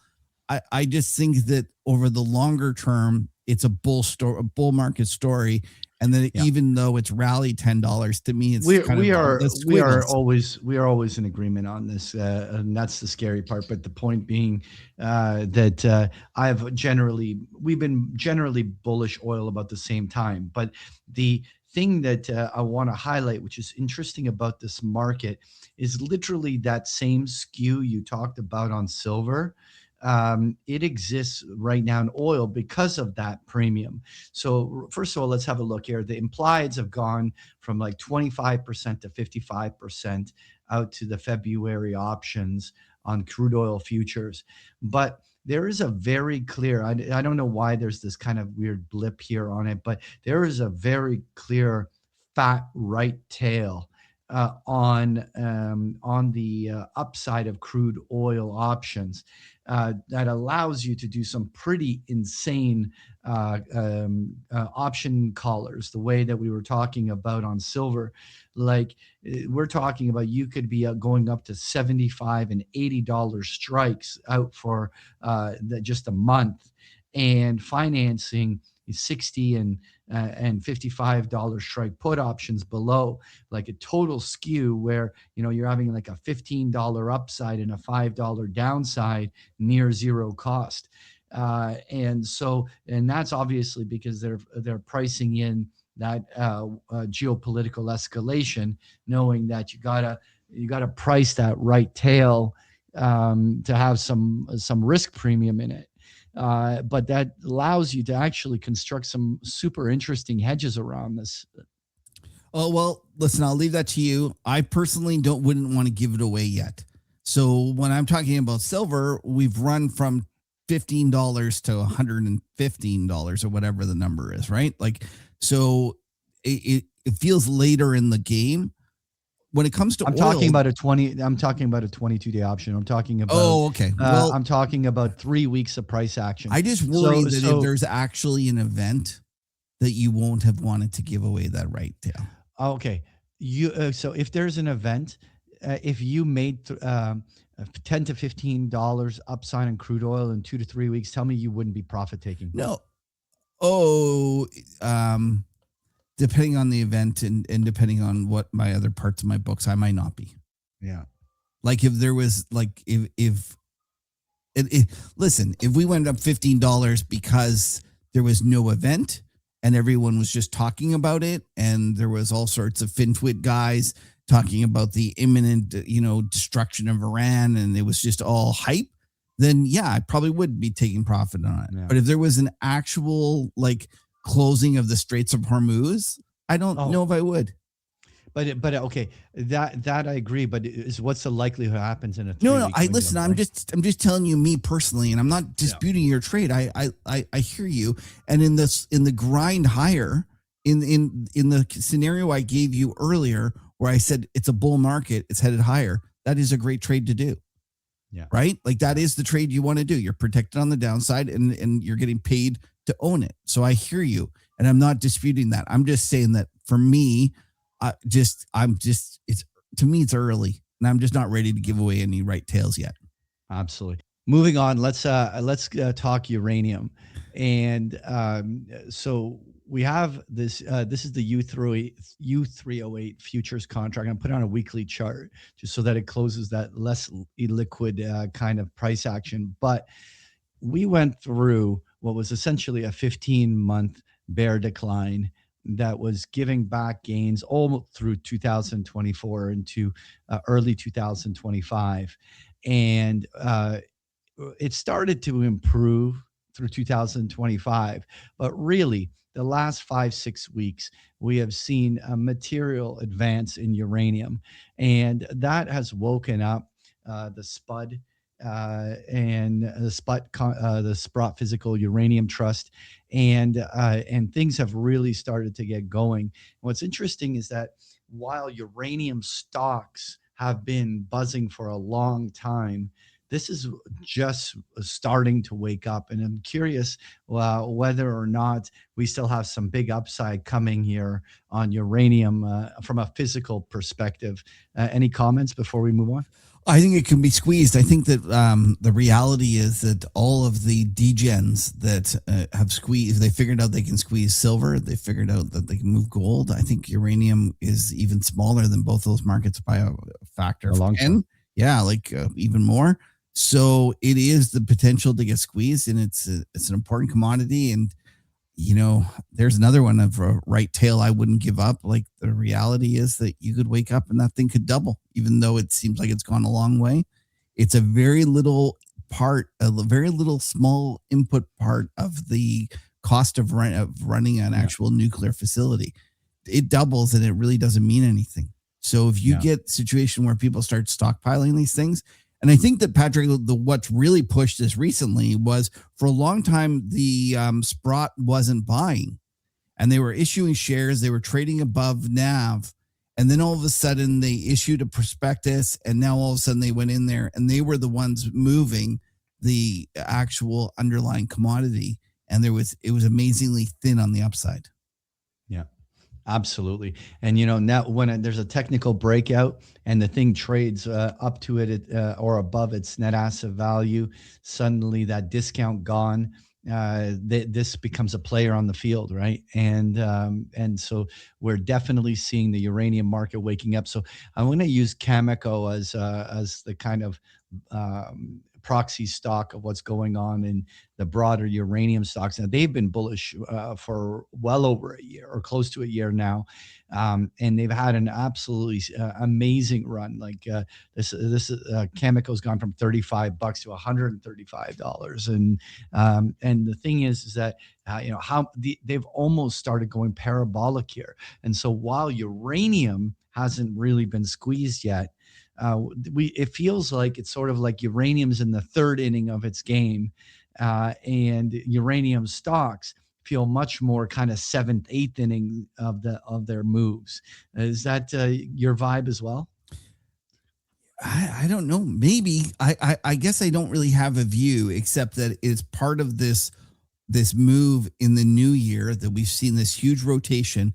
And we've always talked about this, Patrick, is that when money starts coming out of those big software and Mag 7 stocks, and it starts going into these underlying, resource stocks and different things of that nature, they're so small compared to those big stocks that they're going to send them a long way. And if there's anything we've learned from silver, it's that we should never underestimate the kind of ability for markets to take things way further than we ever could imagine. And so one of the things that I'm going to just be careful about is saying this has gone too far, too fast. Yeah, like, of course, as a trader, I sit there, go, look, it's gone a long way. It's gone too far, too fast. But shit, I thought that at silver at $90, and then it went another 20. So it feels to me that maybe if the material trade continues, and if we continue to see selling of the Mag 7 and the softwares, these things could go even further. All right. Well, let's talk another stock or a commodity that has just gone mental, and that's copper. Like literally one after another, the commodity space, someone just took billions of dollars and dumped and said, give me everything. Yeah. And it's all ripping. Like it's insane. But we saw a move in copper go up to up to 650, and then reverses and drops to like 610 in a heartbeat in that whole drop. But like literally, as all of these things went mental, copper joined the party. Like at this stage, it wouldn't shock me if we saw $7 copper here. Yeah. Like it's nuts. And then one of the things I think you should do, instead of looking for the ones that are moving, you should be going and scouring the ones that haven't moved yet, that might be the next to move. Right. And I really do think, and I talked about this way back when. A great example. Can I just give the example of that? Yeah. It's platinum and palladium. Yeah. Well, that was one of the, I was going to say. You go like gold and silver started moving first. And then it was like, well, these things are just waking up. Yeah. And when they finally joined the party back in December, they never looked back. And it's like you're trying to find which are these laggards that have been left behind that no one is talking about that is going to get join that party. And I remember talking about that we used to have a series of rolling mini bubbles. Yeah, I think that you can apply that to commodities now. And one of the things that I've been saying is that if they're just going to go through them one by one, and they're going to go, and whenever all of a sudden that commodity gets a little tight, and then there's some extra demand, it's going to go up, and it's going to be the commodity of the quarter, or maybe of the year. And then meanwhile, 6 months from now, it'll be something else. Yeah. Like one of the things I'm confident about is that 6 months from now, it won't be silver that we're talking about. That won't be the one with all the zip that is the kind of the go-to commodity where all the speculation is happening. It'll be something else. Yeah. All right. Well, let's talk about the Widowmaker. I guess. Now, what's big crazy, shout out to our buddy Paulo Macro that nailed this. Yes. By the way, he was standing Well, in there like a chip. he's a weatherman. He knew those. He was sitting there, and he went against him for a while, and he just stood in there like a champ. And he's a little bit of a lunatic. He doesn't just play nat gas; he plays like nickel options, way out of the money, like a complete degen. Anyways, he nailed it. Good for him. Well, proper degen. All right. Well, listen. What was insane though was that this weather move happened in the what's it called, in the February contract, and the biggest part of the move all happened in the final days before it was rolled. Obviously, this contract still trades, by the way, but like, it's insane. But this February contract makes a rip. The continuous contract rolled, obviously, to the March contract, but that's insane that that we had this kind of backwardation where we're literally seeing the one contract trading virtually double the other 1 month apart. And what was really frustrating was that the Boyle didn't own the Feb, because the Boyle is the double or the triple. I don't know what it is, but it's the levered ETF. And I went and looked because when Paolo was telling me, I'm like, okay, do I like go do some Boyle? Because I was expecting like an XIV situation, because if you had that sort of move and with some leverage, you could have a situation where the ETF gets stopped out, right? That they just have to get it in, because they are short volatility at the close. So in essence, I was hoping that they would have the February and we would have a wild situation, but it wasn't. It was March, so it wasn't as fun. It was insane, to say none the least. Like, this is, most people say, oh, you guys call it the Widowmaker. But if there was ever an example of Widowmaker price action, the thing went to 5.25, dropped down to $3, and went from 3 to 7 in a span of like less than 2 months. Oh yeah, and it happened because of like one storm. It's a wild. Listen, all right. They're nat gas traders are a different breed.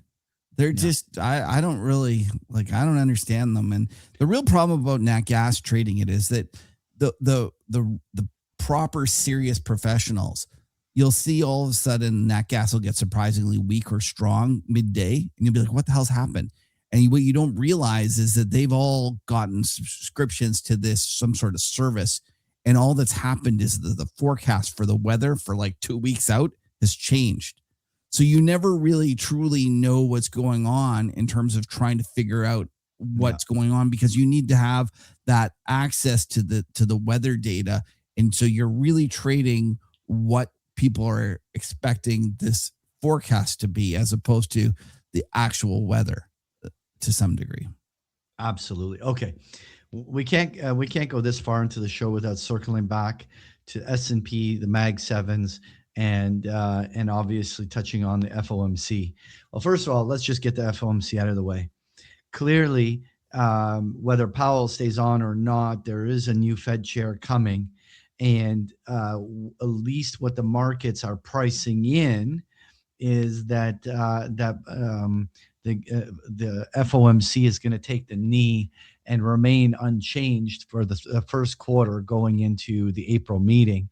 I think that last time I checked, the probability was like a 73% probability that there is no rate cut move.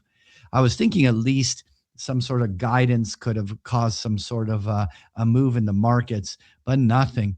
That was truly, in my mind, a nothing burger kind of FOMC meeting.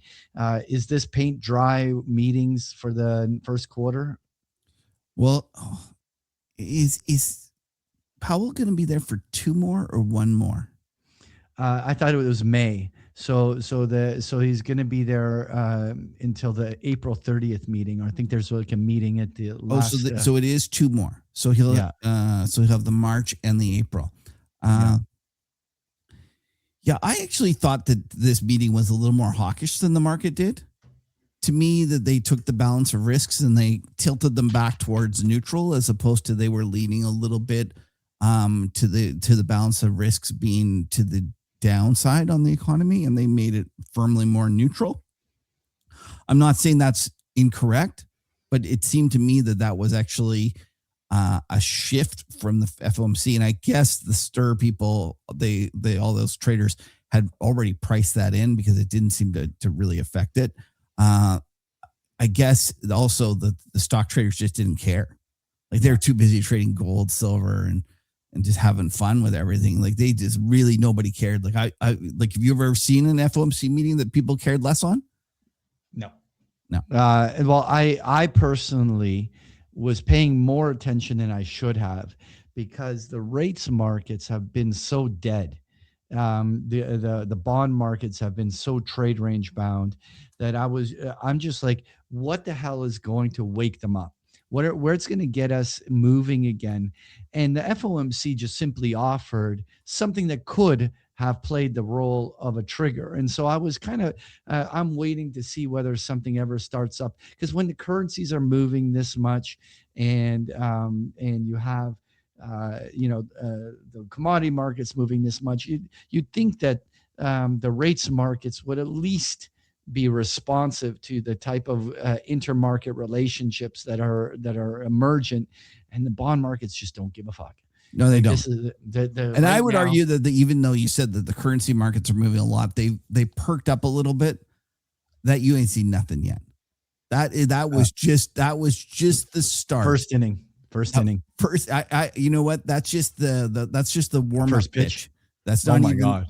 That's just the warm up pitch. You're baby. crazy. Like, we'll talk about. Okay, save it. I want to talk currencies in a Okay. second. All right, but just touching on the equity markets. One thing that I've been very adamant about when talking to members and other things is that while the S&P could, let's say, gravitate to 7,100, in order for us to have an advance to like 7,400, we would need the Mag 7s to make a rebound. And I'm not talking a new bull market advance in them, but they were so incredibly oversold that even if they just 50% retraced their losses over a 1 month period, that might be enough to have the tide of the water level rise enough to get the index to a upper level like 7,400. But so far, it was a bit of a mixed bag. Microsoft shot the bed here. I have a heat map here showing what's going on. But Microsoft shot the bed down 12% in its earnings. You shot. Yeah, it's the same shit shot. You're gonna conjugate that verb for me? Yeah, absolutely. So we had Meta do the opposite, up 10%. On the upside on that move, and Tesla relatively flat. I mean, it's down 3%, but I wouldn't call that a big earnings reaction on it. So far, it's kind of a mixed bag. We get Apple in an hour or so when we after we're recording this before the Apple earnings, and next week we're going to have Google and Amazon, and if, to me, I think for those hanging on for a bull thesis that the market cap weighted indices have another leg higher in the first quarter, will, at this point, in my opinion, need the Mag 7s at least rebounding some of their incredibly oversold levels.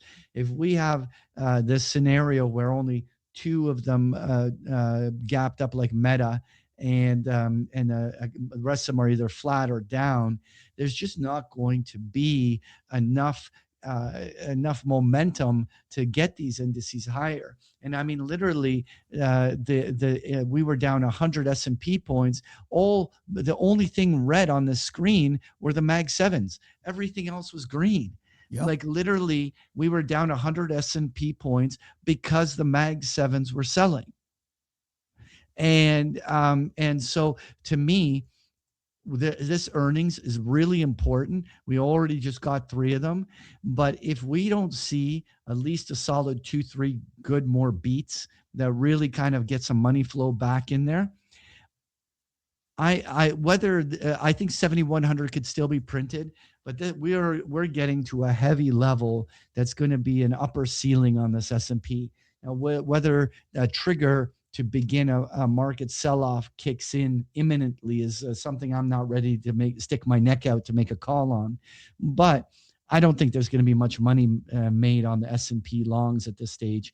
There's going to be a ceiling and a lot of distribution up ahead, driven by probably that rotation that we keep talking about with the Mag 7 selling. But the one thing that's interesting is that, whatever I hear different estimates, whether it's 300 billion or 500 billion of all the systematic traders between CTAs and risk parity and vol targeting funds. A lot of the trigger points on many of these start around the 6,800 level on the S&P on a weekly basis, where at least a lot of the CTAs will start flipping. We'll see whether realized vol increases to trigger some vol targeting fund selling. But we could obviously at any point trigger systematic selling. And so the balancing act is if there's a ceiling and the market isn't able to progress higher, the floor keeps rising behind the market. And we get in a tighter and tighter range of making it more fragile, which is all it needs is one little push, something that triggers the systematic traders, and we could be in the midst of some sort of a correction. Will that happen in the first quarter? Well, I'll tell you this: if the Mag 7s can't punch this market to new highs after this earnings, then the first quarter will have a correction. It's just a matter of will it be in February or March or what will be the catalyst. But something will inevitably trigger those systematic cycles, and we'll have one of these 5 to 10% corrections that could be bigger if all the wrong things or right things are lining up, which depends if you're bullish or bearish. But that could get some downside momentum.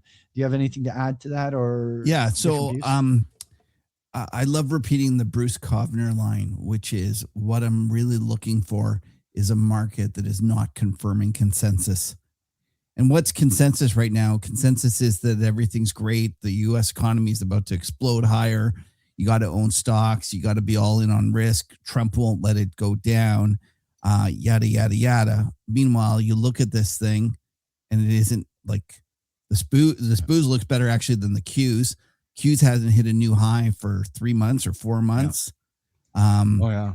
Markets. Well, that's because it's 65% Mag 7s. Yeah. And the reality is that this market is tired, and yet everyone is max bullish. I think there was a chart the other day from the Bank of America that showed how few people are hedging and like buying protection on their portfolio was all-time lows. In terms of the irony, isn't it? Yeah, it's the irony. The expectations about the economy are all-time highs. I've anecdotally heard of people that are going to conferences and they were saying how, kind of macro conferences and how everyone's so bullish. And it reminds me very much of last year in January when I went to the StoneX guys conference. I got there and I suggested that stocks might go down and that the US dollar might go down. I felt like I was going to get booed off the stage. I haven't gotten invited back. They were going to stone you off the stage. Exactly. Imagine the US dollar going down. Imagine US stocks going down. And the thing about the US stocks is everyone keeps, saying, oh, all you panicins that are talking about the US stock market and saying sell the US stock market.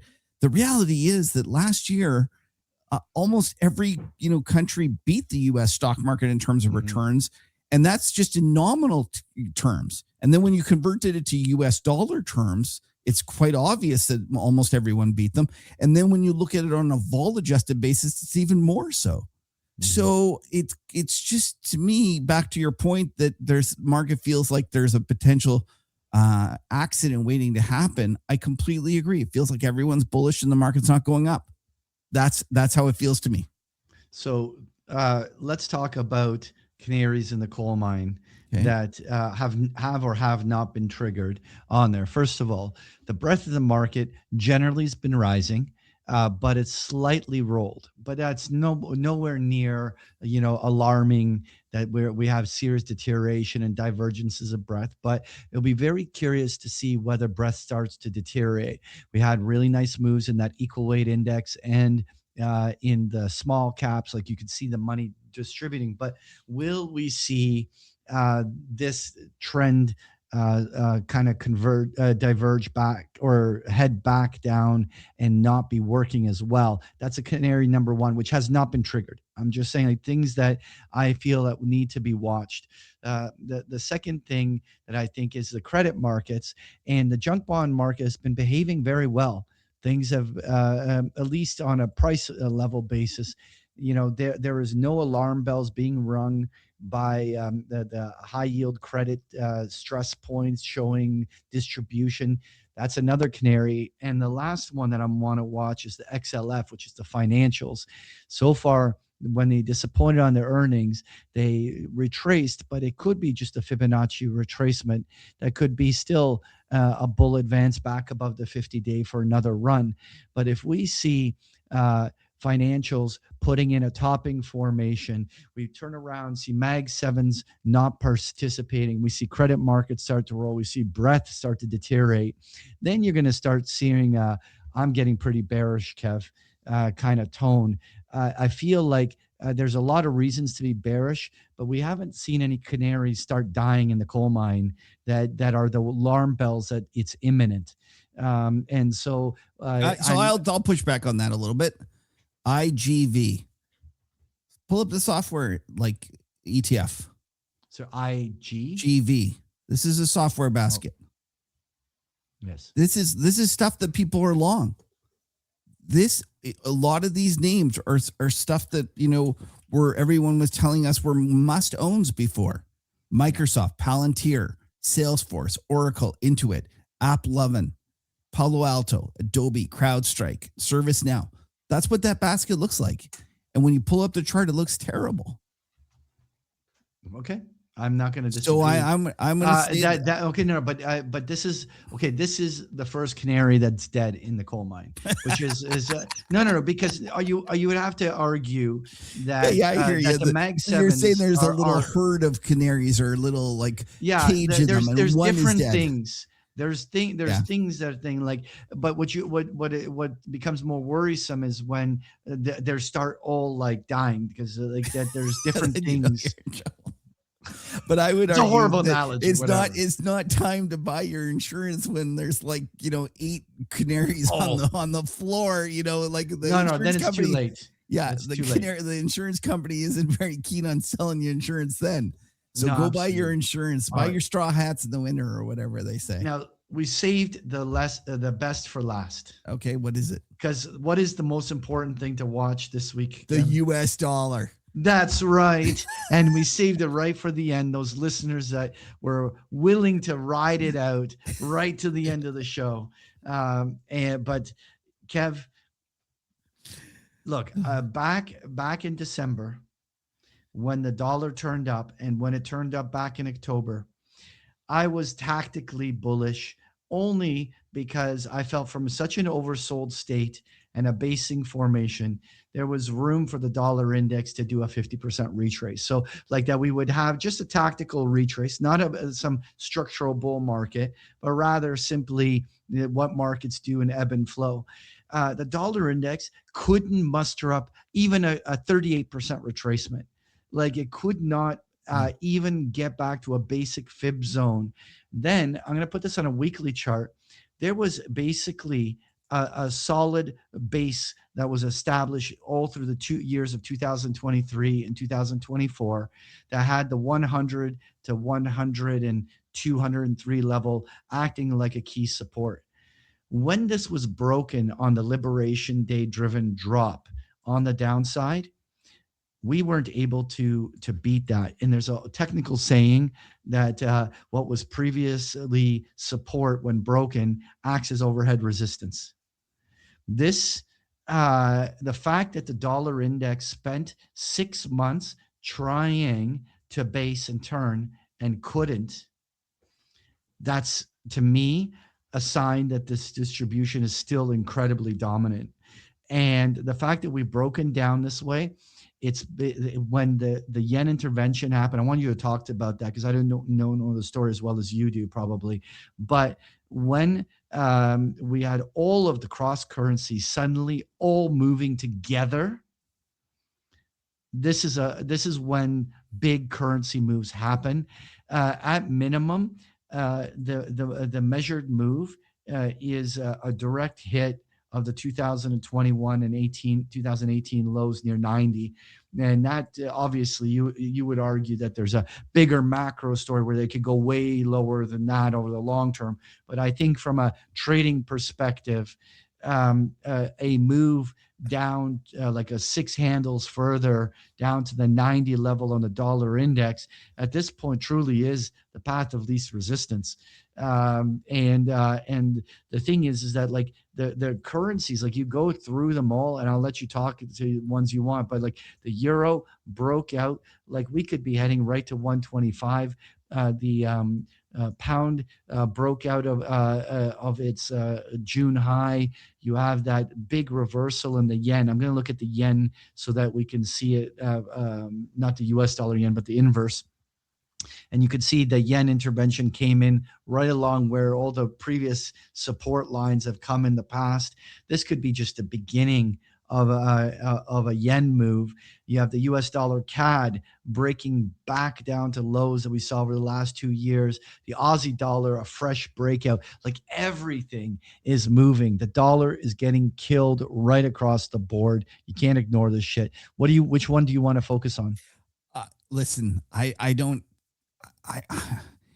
the fact that I've chosen the yen over the last year shows you how useless I am at that, because my main point was that the US dollar was headed lower. And I thought that the yen would be the one that would give you the biggest alpha. And it wasn't. And in hindsight, that was a terrible call.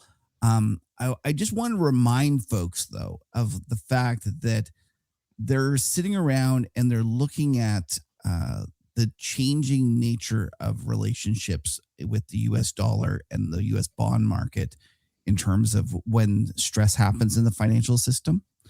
And, someone said to me today, oh gosh, it's weird. We're having a situation where we're going to go bomb Iran, not you and I, but like US, because it was an American I was talking to. We're going to go bomb Iran and the US dollar is going for sale and bonds are going down. And I keep stressing that the reality is that the U.S. is running a monstrous capital account deficit. They need to fund it each and every day.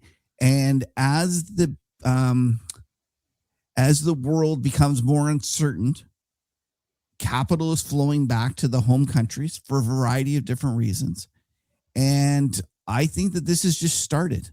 I really do. And what's interesting to me with the fact that you highlighted the intervention, there's some debate about whether that it was definitely done by the Americans. There's some debate if it was Fed or Treasury. I don't know if that matters. To me, the real question is usually they do it on the behest of the Japanese.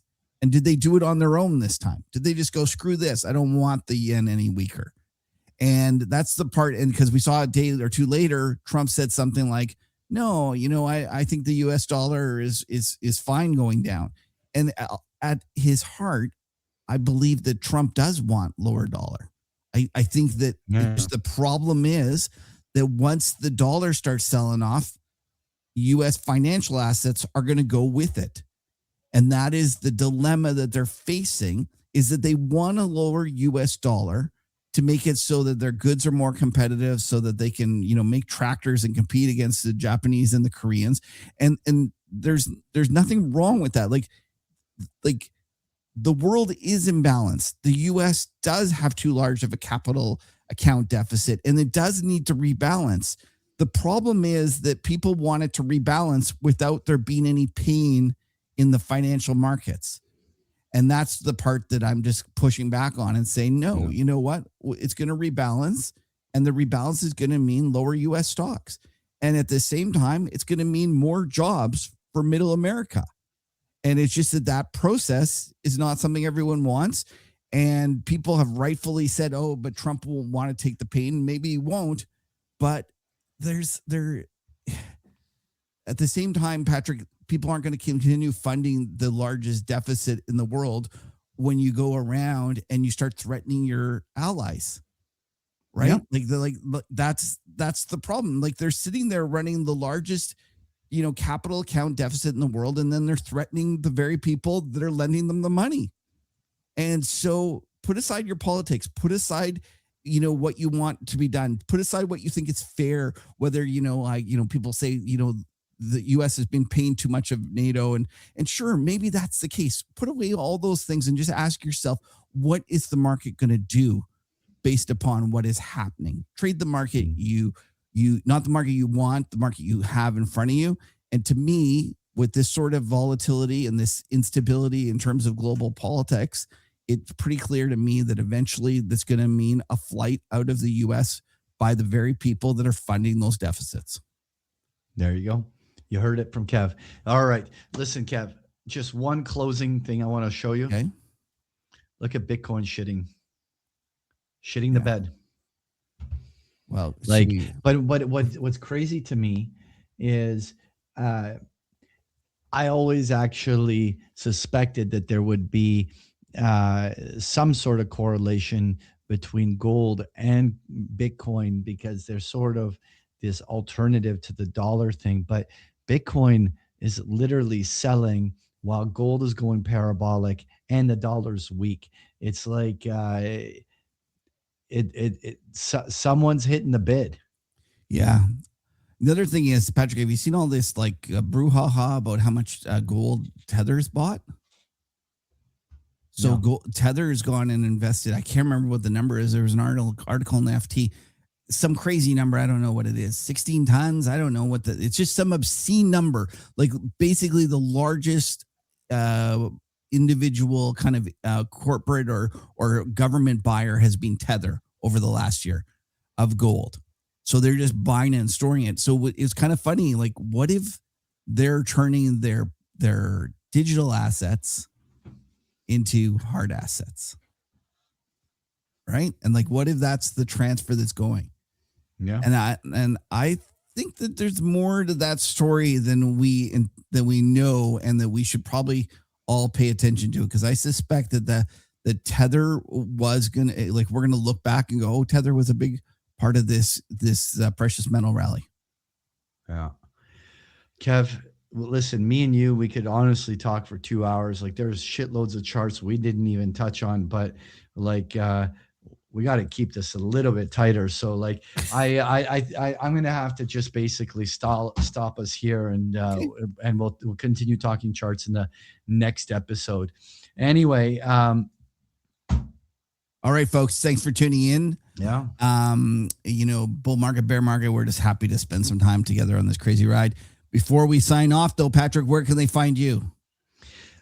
You can find me at bigpicturetrading.com and follow me on my YouTube channel, Patrick_Ceresna. It's I've now started, Kev, doing a little macro outlook every morning, Monday through Thursday at 9:30 a.m. just to give everyone a live stream of what's going on in the market. So if you guys want to check out my morning updates, check out my channel. It's live streaming every morning at the open. That's awesome. I'm sure Danny's very pleased with that. More work for the poor guy. So listen, it was his idea. It was his idea. Okay, we'll have to find out more about that. All right, bear market, bull market. We're just happy to spend some time together. Now stick around for the after show. Kev, and where can they find you? Don't worry about it. Everyone knows where they can find you. Danny, how you doing, buddy? I'm good. How are you? Does he need help doing the live stream? He must, right? It's much easier on Danny. Yeah, he needs a fluffer.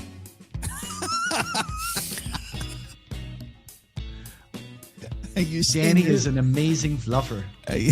Jesus Christ. This went dark really quick. All right.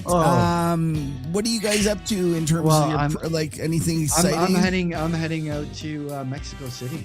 I'm going to do a week-long mastermind out there with my flying in my inner circle of members. That's Maybe awesome. trading live for an entire week.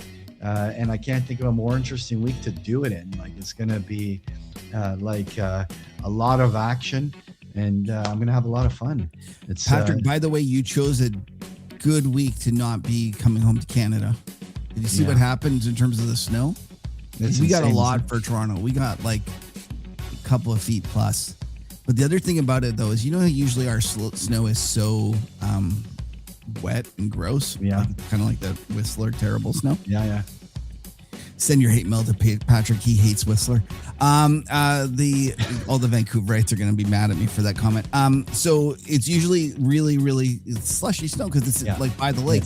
This was so cold, Patrick, that it was the fluffiest, Revelstoke high up in the Alpine snow I've ever seen in Toronto.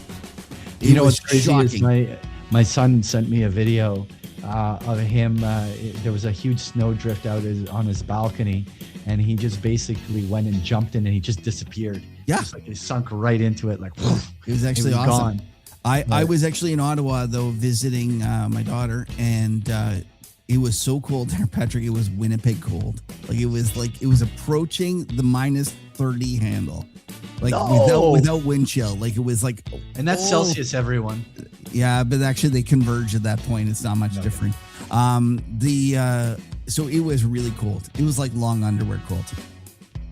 It was cold. Anyways, Danny, what are you up to? What am I up to this weekend? Nothing. Oh, Nothing. That's boring, isn't it? Yeah, that is boring. You're just gonna be splicing videos. Yeah, pretty much. I mean, we've had a bad storm here, so there's not really much we can do. What you're in Portugal? What do you mean? It's raining? Yeah. Yeah. But it's like monsoon, hurricane wind. Really? We were doing the interview with Chase, and Danny had to stop the interview halfway through because he was traveling when Chase was available, and so he had to do it from his car. Yeah. And the storm was so bad, he thought he would you tell the story, Danny. I don't want to. Yeah. So that's fine, but as you do, you can do the huddle from your car, just so everybody understands that is possible. But the wind was so bad that the whole car was just rocking back and forth to the point where I was like, oh shit, I need to. And you were all alone. Everybody That's around kind of embarrassing. me. Yeah, I know. Bad, isn't it? Okay. Well, anyways, listen. Have a great time in Mexico, Danny. I hope that the car rocks back and forth for other reasons apart from your storm next. And everyone, stay safe out there. Trade smaller. It's a very volatile market. Be careful out there. And thanks for tuning in. We'll see you in a couple weeks. Thanks, everyone.